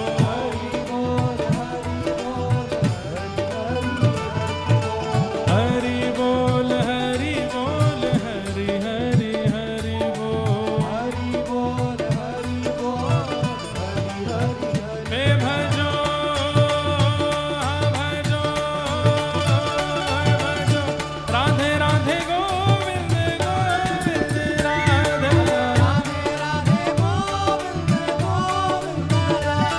जय राधे राधे गोविंद गोविंद राधे भजो राधे राधे गोविंद गोविंद राधे गोविंद राधे गोपाल राधे हरि गोविंद राधे गोपाल राधे हरि गोविंद राधे गोपाल राधे गोविंद राधे गोपाल राधे हे भजो भजो हे भजो राधे राधे गोविंद गोविंद राधे गाओ राधे राधे गोविंद गोविंद राधे जय जय जगन्नाथ जय जगन्नाथ जय जय जगन्नाथ जय जगन्नाथ मेरे जगन्नाथ जय जगन्नाथ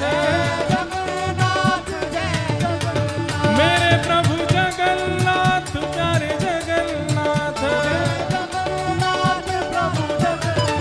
हे भजो भजो हे गाओ राधे राधे गोविंद गोविंद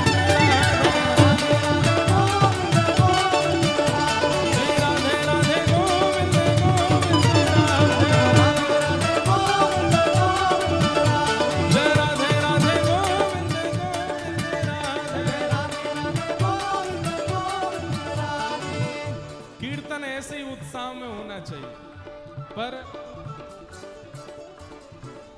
जो 20% लोग बैठे हैं वो भी भुजा तो उठाओ ही बैठे भुजा उठा के हे भजो भजो हे गाओ राधे राधे गोविंद गोविंद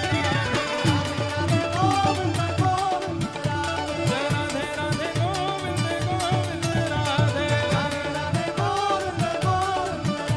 जय गोविंद राधे गोपाल राधे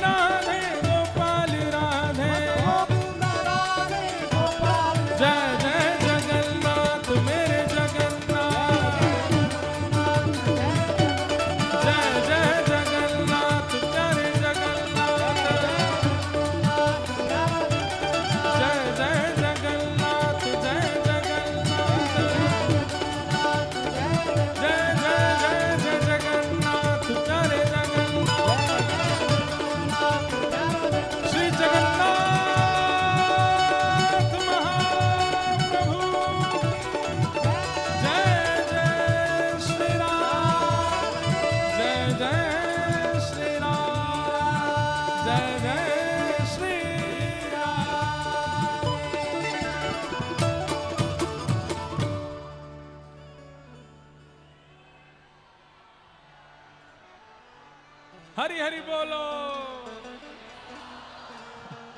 विराजो विराजो, जय जगन्नाथ।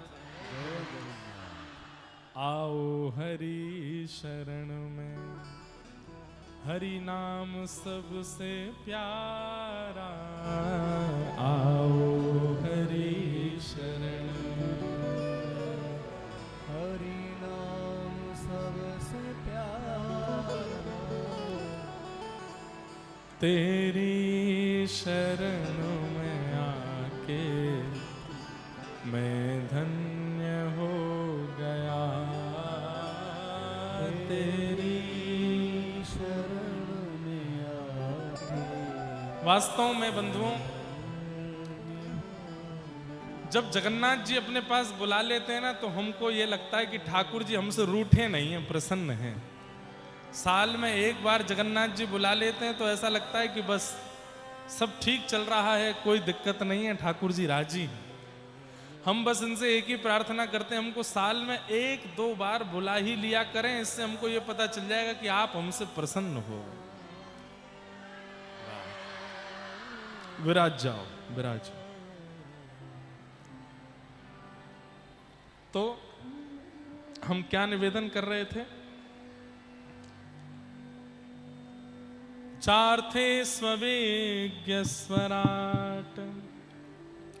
ठाकुर जी अविज्ञ हैं, अनविज्ञ नहीं है, सब जानते हैं, सब पता है। और वे जो कर रहे हैं उसी में ही हमारी भलाई है, ऐसा मान लेना ये वैष्णव का सबसे बड़ा वैष्णवत्व है कि मेरे साथ जो हो रहा है वो ठाकुर जी की कृपा है। जो होगा मंगल होगा, जो हो रहा है मंगल होगा, हो रहा है, जो हो चुका मंगल हुआ। सबके प्रति मंगल की भावना रखो। तेने ब्रह्म हृदय आदि कवये मुह्यन्ति यत् सूरयः। आदि कवि ब्रह्मा को भी, इंद्रादि देवताओं को भी जो अपनी लीला पर मोहित कर लेते हैं। तेजो वारि मृदाम यथा विनिमयो यत्र सर्गो मृषा। पृथ्वी जल अग्नि वायु आकाश जिनके अधीन है, ऐसे जिनकी माया के कारण ये संसार झूठा होते हुए भी सत्य सा प्रतीत होता है। धामना स्वेन सदा निरस्त कुहकम सत्यम परम धीमहि। ऐसे परम सत्य को हम बारंबार, परमात्मा को हम बारंबार प्रणाम करते हैं। ठाकुर जी की माया बड़ी विचित्र है। एक बार जगन्नाथपुरी के एक ब्राह्मण देवता, सब लोग इधर देखो, कोई ठाकुर जी से दर्शन की याचना करता है, कोई ठाकुर जी के कृपा की याचना करता है, कोई ठाकुर जी से वैभव भक्ति की याचना करता है। लेकिन एक विप्र थे, उन्होंने ब्राह्मण जगन्नाथ भगवान से याचना की कि हे महाप्रभु जगन्नाथ, मुझे आपकी माया का दर्शन करना है। आपकी माया कैसी है? ठाकुर जी, जगन्नाथ जी वैसे भी मुस्कुराते रहते हैं हंसते ही रहते हैं, मतलब हम पे हंसते ही रहते हैं। किस लिए हंस रहे हैं? मजाक में नहीं। जब सामने हम लोग जाते हैं, अपनी पीड़ाओं को सुनाते हैं, तो ठाकुर जी देख के हंसते हैं। ये कोई पीड़ा है? रोते काहे को, परेशान काहे को होते हो? मैं हूं ना साथ में। इसलिए ठाकुर जी के अधर पर सदैव मुस्कान रहती है, प्रसन्न मुद्रा में ही रहते हैं ठाकुर जी। तो एक ब्राह्मण ने जाकर के कहा कि मुझे आपकी माया का दर्शन करना है। 1 दिन, 2 दिन, 10 दिन, 20 दिन, साल भर हो गया, रोज ठाकुर जी से एक ही बात कहते हैं, मुझे अपनी माया दिखाओ। और ठाकुर जी की माया कैसी है एक बार सुनो। करार विंदेनु पदार विंदम मुखार विंदे विनवेशयन्तम वटस्य पत्रस्य पुटे शयानम बालम मुकुंदम मनसा स्मरामि। श्री कृष्ण गोविंद हरे मुरारे, हे नाथ नारायण वासुदेव, जिह्वे पिबस्वामृतमेतदेव, गोविंद दामोदर माधवेति। मार्कंडे ऋषि ने भगवान से प्रार्थना की, माया का दर्शन कराओ। तो ठाकुर जी ने प्रलय कालीन समय का दर्शन कराया। कहते हैं कि मार्कंडे ऋषि जब हवन कर रहे थे तो समिधा हाथ में लेकर के बस छोड़ रहे हैं, इतने में ही पलक झपकी। पलक झपकते ही नूतन प्रलय हो गया, यहां से समुद्र आ गया, यहां की हिमालय की सारी जो बड़ी बड़ी चोटियां थी सब समुद्र में डूब गईं। समुद्रकालीन प्रलय, समुद्र में आप भी डूबने लगे, लेकिन अचानक से समुद्र शांत हो गया। 1000 वर्ष तक प्रलय का दर्शन करने के बाद आपने अपने आश्रम खोजा, वहां जाकर के आश्रम बनाया। आश्रम बना करके आपने वहां फिर कितने वर्षों तक तपस्या की। तपस्या करने के बाद फिर से प्रलय आया। प्रलय में मछली आपको निगल गई, मछली के बाद मगरमच्छ निकल गया, ना जाने क्या क्या देखा। इतना सब कुछ प्रलय देखने के बाद तब आपने देखा एक वटवृक्ष के पत्र पर छोटे से गोपाल जी अपने हाथों से अपने पैर का अंगूठा पी रहे हैं। और वह दर्शन करते ही आपने जैसे ही आंख खोली तो कहां पहुंच गए? समिधा अभी चढ़ा ही रहे हैं। वो इतनी देर के एक क्षण में पूरी माया का दर्शन ठाकुर जी ने मार्कंडेय ऋषि को कराया। ऐसे ही जगन्नाथपुरी के एक ब्राह्मण, बड़ी रोचक कथा है, कुछ मल्लुक पीठ वाले महाराज जी सुना रहे थे, हमको बड़ी आनंद आए सुनकर के ठाकुर जी की माया कैसी है। तो रोज ठाकुर जी से प्रार्थना करता है कि अपनी माया दिखाओ। ठाकुर जी ने बोले एक दिन आएगा हम तुमको माया दिखाएंगे। और माया कैसी दिखाई? अपने घर में किसी ग्रंथ का पठन पाठन करने के बाद में ब्राह्मण देव ने अपनी पत्नी से कहा, सुनो देवी, बढ़िया दाल मां भात बनाओ, तैयार कर लो, हम समुद्र स्नान करके आ रहे हैं, महोदधि स्नान करके आते हैं, फिर पाएंगे। पत्नी बोली ठीक है आप जाइए, हम बनाते हैं। बढ़िया दाल चावल बना रही हैं पत्नी। ब्राह्मण देवता समुद्र स्नान करने गए। समुद्र की लहर जैसे ही आई तो ब्राह्मण ने डुबकी लगाई, और डुबकी लगा के जब निकले तो कहां पहुंचे? काशी के मणिकर्णिका घाट पर। और मणिकर्णिका घाट पर जाकर के आपने देखा है ये समुद्र नदी में परिवर्तित हो गया। ये कौन से घाट हैं? ये लोग यहां पर मंजीरा पीट के कीर्तन कर रहे हैं, हरिनाम कर रहे हैं, ये क्या है? ये कौन सी जगह है?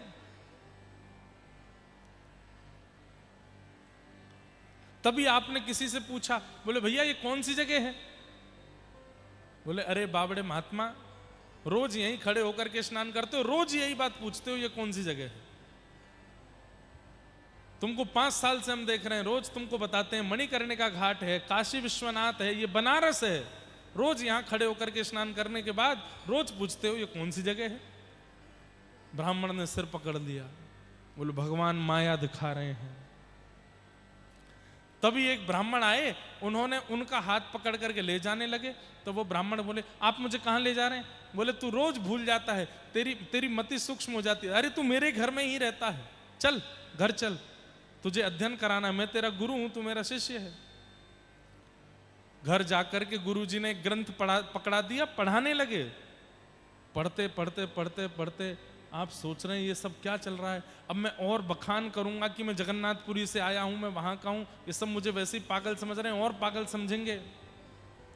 इसलिए जो हो रहा है देख लो, ठाकुर जी की माया है।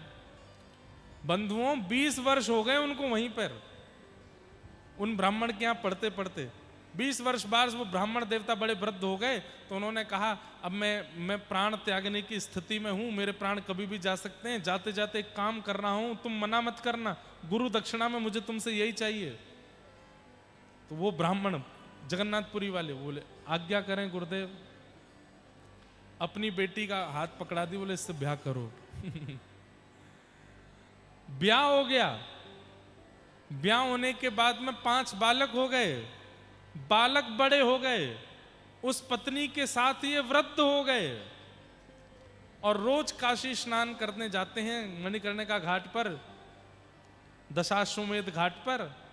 और मन में एक दिन सोच रहे थे, कहा मैं जगन्नाथपुरी का एक ब्राह्मण वहां अपनी पत्नी को खिचड़ी बनाने को बोल के आया था, समुद्र में स्नान किया, निकल गया मणिकर्णिका काशी में। कैसी माया है नाथ आपकी, जय हो, बड़ी कृपा जो आपने माया का दर्शन कराया। ऐसा कहकर के इन्होंने जैसे ही डुबकी लगाई गंगा जी में, तो वहीं पहुंचे जगन्नाथपुरी में, वही डुबकी अब पूरी हुई। निकल करके बाहर आए तो फिर पुराने जैसे ही हो गए। पीछे से आवाज आई, पत्नी चिल्ला रही है, अरे सुनो, नीचे ही मुंह डाल के खड़े रहोगे कि बाहर भी आओगे? खिचड़ी तैयार हो गई बनके, दाल भात तैयार है, जल्दी चलो। देवी मुझे कितनी देर हुई डुबकी लगाए? वो लोग क्या डुबकी, ऐसे ही खड़े थे, 5 मिनट से देख रही थी मैं आपको, चलो जल्दी, दाल भात तैयार है। बोलो 5 मिनट में 50 साल देख के आ गया हूं मैं। पत्नी को तो कुछ नहीं बताया, आकर के वहां दाल भात खाने लगे और बस अब तो बिल्कुल मतलब अनकॉन्शियस हो गए, बेहोशी जैसी हालत। बोलो कहाँ मेरा ब्याह हो गया, मेरे 5 बालक भी हैं, बालकों के ब्याह की स्थिति आई थी, या अब मुझे ये समझ नहीं आ रहा कि ये माया है कि वो माया है। वो वाली जो चल रही थी वो माया थी काशी वाली, या जगन्नाथपुरी? वो क्यों यहां दाल भात बना के नहीं बोल के गया था और जाके समुद्र में डुबकी लगाई तो काशी पहुंचा। काशी में भी रोटी सब्जी बना के बोल के आया हूं कि बना के रखो, आ रहा हूं, और यहां पहुंच गया हूं। बोले जगन्नाथ प्रभु के पास जाता हूं, उनसे कहूंगा कि माया अपनी शांत करो। जैसे ही मंदिर में घुसने लगे तो इन्होंने काशी वाली पत्नी और बच्चे वहीं देख लिए और वो इन्हीं को ही ढूंढ रहे थे। बोले हमारे पति हैं काशी के रहने वाले, वो हमने सुना जगन्नाथपुरी आ गए। इन्होंने जैसे, अरे ये तो मेरी काशी वाली पत्नी है, तो मेरे वो बच्चे हैं। मुंह छुपा करके अंदर गए, जगन्नाथ जी हंस रहे हैं। ब्राह्मण देवता बोले जय जय, हे शाम तेरी अपार माया, मुझे नहीं देखनी माया। भगवान नहीं नहीं, थोड़ी और देखो, अभी वो पत्नी तुम्हारी पत्नी से मिलेगी, फिर उन्हें बताएगी कि तुमने उनसे भी ब्याह किया है। हे नाथ, हे गोविंद, हे नाथ, नहीं चाहिए, नहीं नहीं देखनी माया, नहीं नहीं थोड़ी और देखो, नहीं देखनी। ठाकुर जी बोले ठीक है, चुटकी बजाई, सब शांत हो गया। वो जगन्नाथपुरी के ब्राह्मण थे, सब कुछ वैसा ही हो गया। एक क्षण में ठाकुर जी ने पूरी माया उलट फेर कर दी, कहां से कहां पहुंचा दिया। अब ये कथा सुनने के बाद मैं सोचने लगा कि मैं असली हूं कि नहीं। सच में मैं अभी कटक में कथा सुना रहा हूं, ये वास्तविकता है कि नहीं? ये कहीं सपना तो नहीं? कहीं ऐसा तो नहीं कि मैं कहीं और रहने वाला व्यक्ति अभी सो रहा हूं और सोते सोते बढ़िया बाहर ठंड पड़ रही है और रजाई ओढ़ के सो रहा हूं, सपने में मैं कथावाचक बन गया हूं, वृंदावन में मेरा जन्म हो गया है, वहां से मैं कथाएं करते करते 10 साल मुझे हो गए हैं, मैं कटक भी कथा सुनाने आया हूं। कुछ नहीं पता है कि क्या चल रहा है। हो सकता है कि मैं और आप स्वप्न में ही हूं, हम वास्तविक में कहीं और हों। इसलिए हरि बोल, बस हरि भजो, जगन्नाथ भजो, खूब प्रेम से इनके कीर्तन मधुर करो। बाकी जो हो रहा है वो वास्तविक है भी, इसका प्रमाण नहीं है हमारे पास में। इसलिए जो चल रहा है बस ठाकुर जी से कहो, नाथ आपको जिसमें राजी लगे, जैसा अच्छा लगे कर दो। बस हमारी तो एक ही इच्छा है, चाहे हम स्वप्न में हो चाहे हम वास्तव, आप हमको मिल जाइएगा, बस और कुछ नहीं चाहिए। पर अगर ये स्वप्न है तो बहुत अच्छा है, ये स्वप्न बहुत अच्छा है। तो कुछ कह नहीं सकते कि ठाकुर जी की माया में कब कहां क्या चल रहा हो।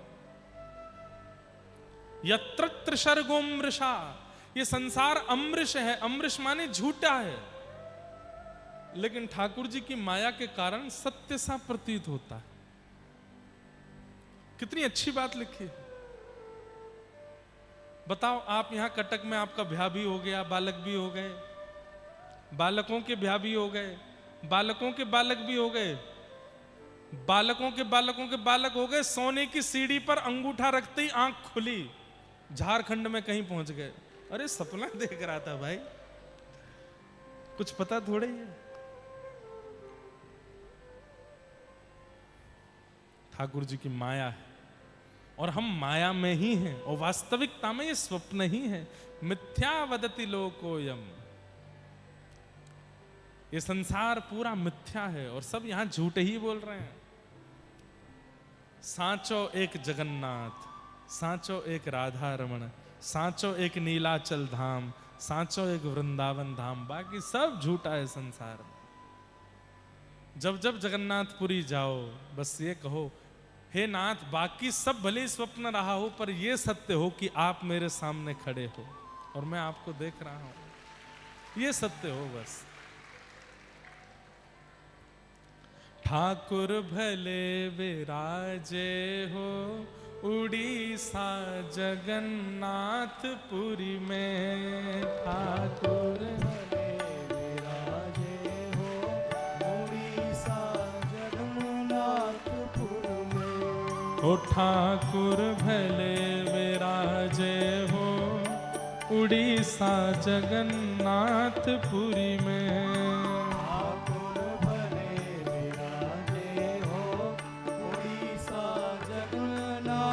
गाओ, हे ठाकुर भले विराजे हो उड़ीसा जगन्नाथपुरी में, ठाकुर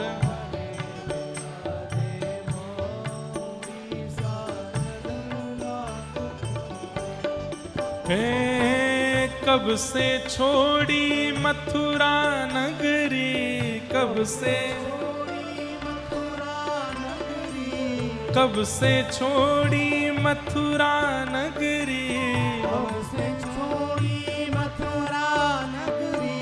कब से छोड़ी काशी हो, कब से छोड़ी काशी, हाँ कब से छोड़ी काशी हो, कब से छोड़ी काशी। हे झारखंड में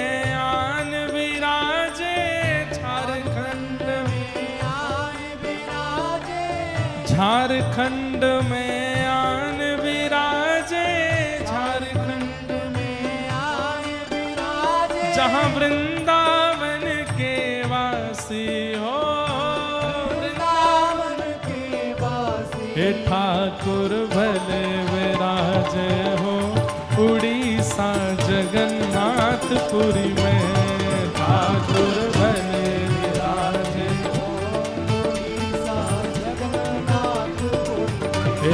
ठाकुर भले विराजे हो उड़ीसा जगन्नाथपुरी में, ठाकुर भले विराजे हो उड़ीसा जगन्नाथ। अब उत्तर दे रहे हैं।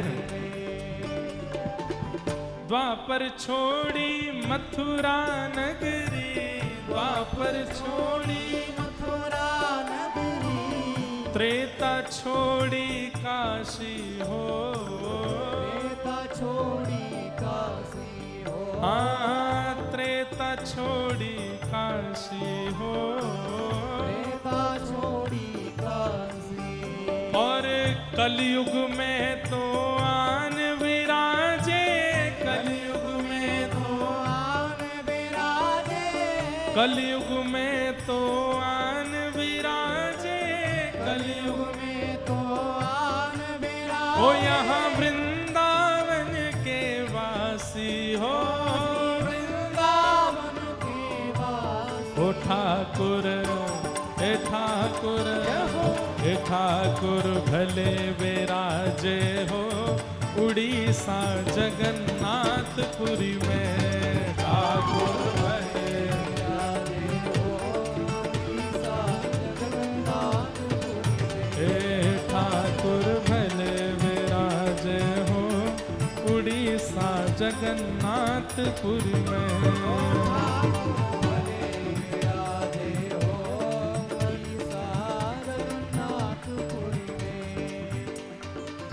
उड़िया मांगे भात खींचड़ी, उड़िया मांगे भात खींचड़ी, उड़िया मांगे दाल खींचड़ी, उड़िया मांगे दाल खींचड़ी, बंगाली मांगे भात हो, बंगाली मांगे भात हो, पर साधु मांगे दर्शन हरि को, साधु मांगे दर्शन हरि को, साधु मांगे दर्शन हरि को, साधु मांगे दर्शन हरि को, और मांगे महाप्रसाद हो, और मांगे हे ठाकुर, हाँ ठाकुर, हे ठाकुर भले विराजे हो उड़ीसा जगन्नाथपुरी में।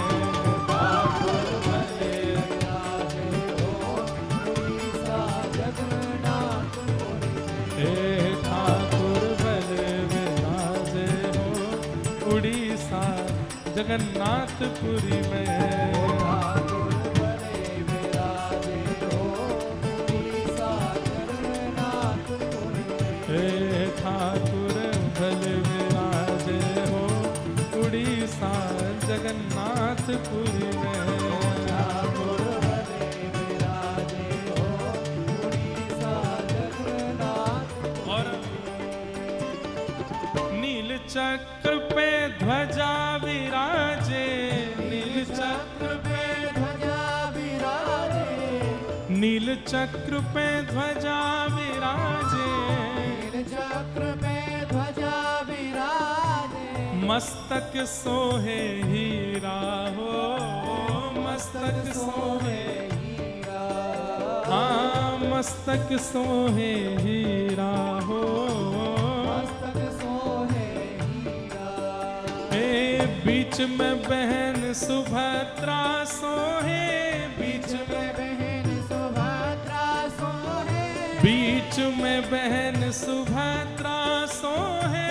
बीच में बहन सुभद्रा सोहे। और आजू बाजू दो बीरा हो, आजू बाजू दो वीरा। हाँ आजू बाजू दो बीरा हो। आजू बाजू दो वीरा। हे ठाकुर, हे ठाकुर, ओ ठाकुर भले विराजे हो उड़ीसा जगन्नाथपुरी में। ठाकुर,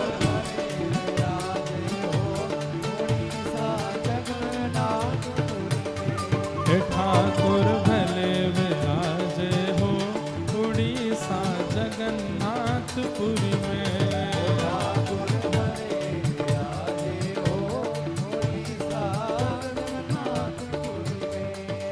और कबीरदास जी का भाव है, हे चट्टी चट्टी बनिया लूटे, चट्टी चट्टी और लूटे फिरंगी हो, और लूटे। अरे आज से 500-600 साल पहले ऐसा ही था। यहाँ आने वाले दर्शनार्थी लुट जाते थे रास्ते में, इतना लूटमार होती थी। जगन्नाथपुरी दर्शन करने कोई गया लौट के आएगा इसकी गारंटी नहीं होती थी।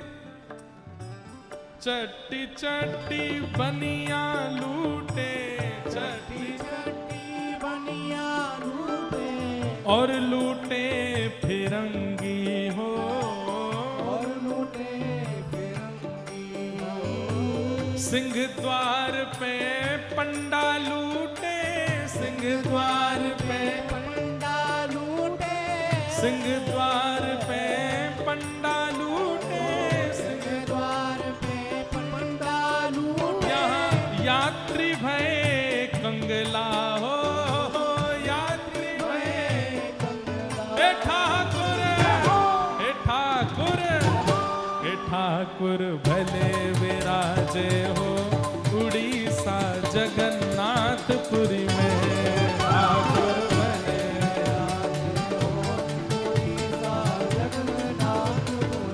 हे ठाकुर भले विराजे हो उड़ीसा जगन्नाथपुरी में।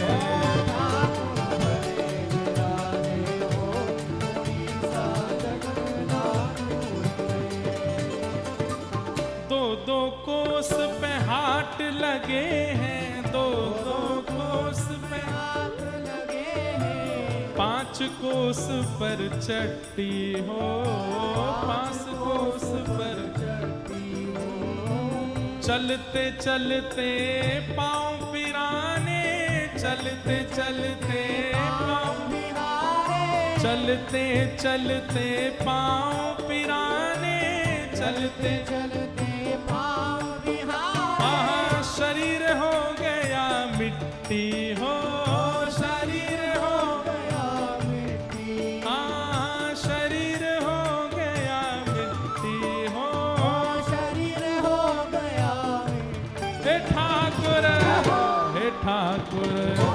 हे ठाकुर भले विराजे हो उड़ीसा जगन्नाथपुरी में।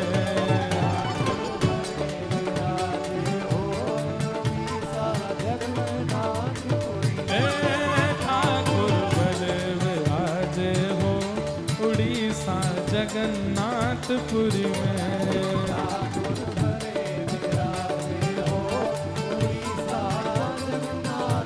जय जगन्नाथ जय जगन्नाथ जय जगन्नाथ मेरे जगन्नाथ।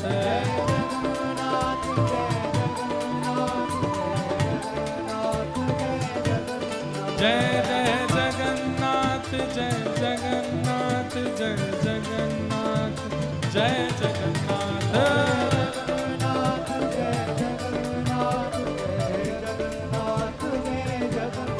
जय जय जगन्नाथ जय जगन्नाथ जय जगन्नाथ जय जगन्नाथ।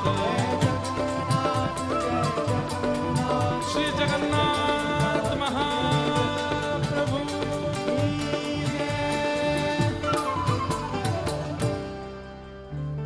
ठाकुर भले विराजे हो उड़ीसा जगन्नाथपुरी में। ठाकुर भले विराजे हो ओडिशा जगन्नाथपुरी में। गाँव गाँव में बाग बगीचा, गाँव गाँव में बाग बगीचा, गली गली फुलवारी हो, गली गली फुलवारी हो। घर घर देखो केला नारियल, घर घर देखो केला नारियल, घर घर ठाकुर वाड़ी हो, घर घर ठाकुर बाड़ी। हे ठाकुर भले विराजे हो उड़ीसा जगन्नाथपुरी में। ठाकुर भले विराजे हो ओडिशा जगन्नाथपुरी में। हे ठाकुर भले विराजे हो उड़ीसा जगन्नाथपुरी में। ठाकुर भले विराजे हो ओडिशा जगन्नाथपुरी। तो ये संसार मिथ्या है, वास्तविक है, माया है, पता नहीं क्या है। इसलिए ठाकुर जी जो करा रहे हैं वो करते चलो, बस उसमें प्रसन्न रहो। सत्यम परम धीमहि, ऐसे परम सत्य परमात्मा को हम प्रणाम करते हैं। धर्म प्रोजित कई तमोत्र परमो निर्मत्सराणाम सताम वैद्यम वास्तवमत्र वस्तु शिवदम तापत्रयोन्मूलनम। श्रीमद्भागवते महामुनिकृते किंबा परैरीश्वरः सद्यो हृदयवरुध्यते त्रिकृतिभिः शुश्रूषुभिस्तत्क्षणात्। विषय, अधिकारी, संबंध और प्रयोजन, चार बातों का ध्यान और सुनिए। श्रीमद् भागवत का विषय क्या है? तो धर्म प्रोजित कई तवोत्र परमो, आपके चित्त में परम धर्म का उद्दीपन करना, यह भागवत का विषय है। भागवत श्रवण करने वाले के चित्त में परम धर्म प्रकट हो जाता। परम धर्म किसको कहते हैं? ठाकुर जी की पूजा करना, सेवा करना, आरती करना, नैवेद्य रखना, दीप धरना, ये धर्म है। पर भक्तिमती मीराबाई की तरह, गुसाई श्री विठलनाथ जी की तरह एवं सालबेग की तरह ठाकुर जी से प्रेम लक्षण की भक्ति करना, ये परम धर्म है। मतलब ठाकुर जी को भगवान मान करके भजना ये धर्म है, पर ठाकुर जी को अपना कोई संबंधी मान करके उनसे सेवा करना, ये परम धर्म है। और ये परम धर्म श्रीमद् भागवत जी सिखाती हैं। आपके मन चाहे पने से नहीं होता। ठाकुर जी अपने आप अपने भाव को प्रस्फुटित करते हैं, अपने आप अपने भाव को स्थापित करते हैं और उसी भाव से सेवा कराते हैं। जरूरी नहीं है सबके लिए लाला हैं, किसी के सखा हैं, किसी के मित्र, किसी के सखा हैं, किसी के प्रेमी हैं, किसी के भाई हैं, किसी के बंधु हैं। सबसे ठाकुर जी के अलग अलग संबंध हैं। तो हे मोहे नाते अनेक मानिए जो भावे, जो आपको भावे वो नाता ठाकुर जी से जोड़ो, एक संबंध तो बनाओ। और यदि हमसे पूछेंगे कि सबसे बढ़िया संबंध कौन सा, दो, या तो सखा या फिर गुरु। क्यों?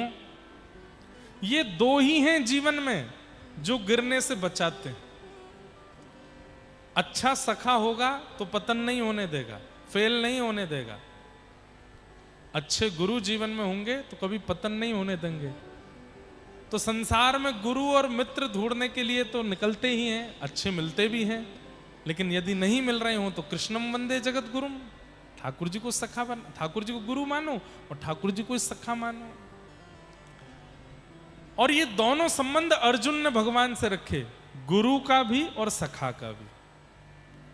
और इन दोनों संबंधों के कारण अर्जुन अपने संसार रूपी इस भवाटवी से पार हो गए, महाभारत जीत गए। बंधुओं, महाभारत एक युद्ध पहले हुआ था ना, आज भी हो रहा है। हम सबके जीवन में एक अलग सी महाभारत चल रही है। यहां पर कोई भी व्यक्ति ऐसा नहीं बैठा है जो ये कह सकता हो कि मेरे जीवन में कुछ नहीं है ना।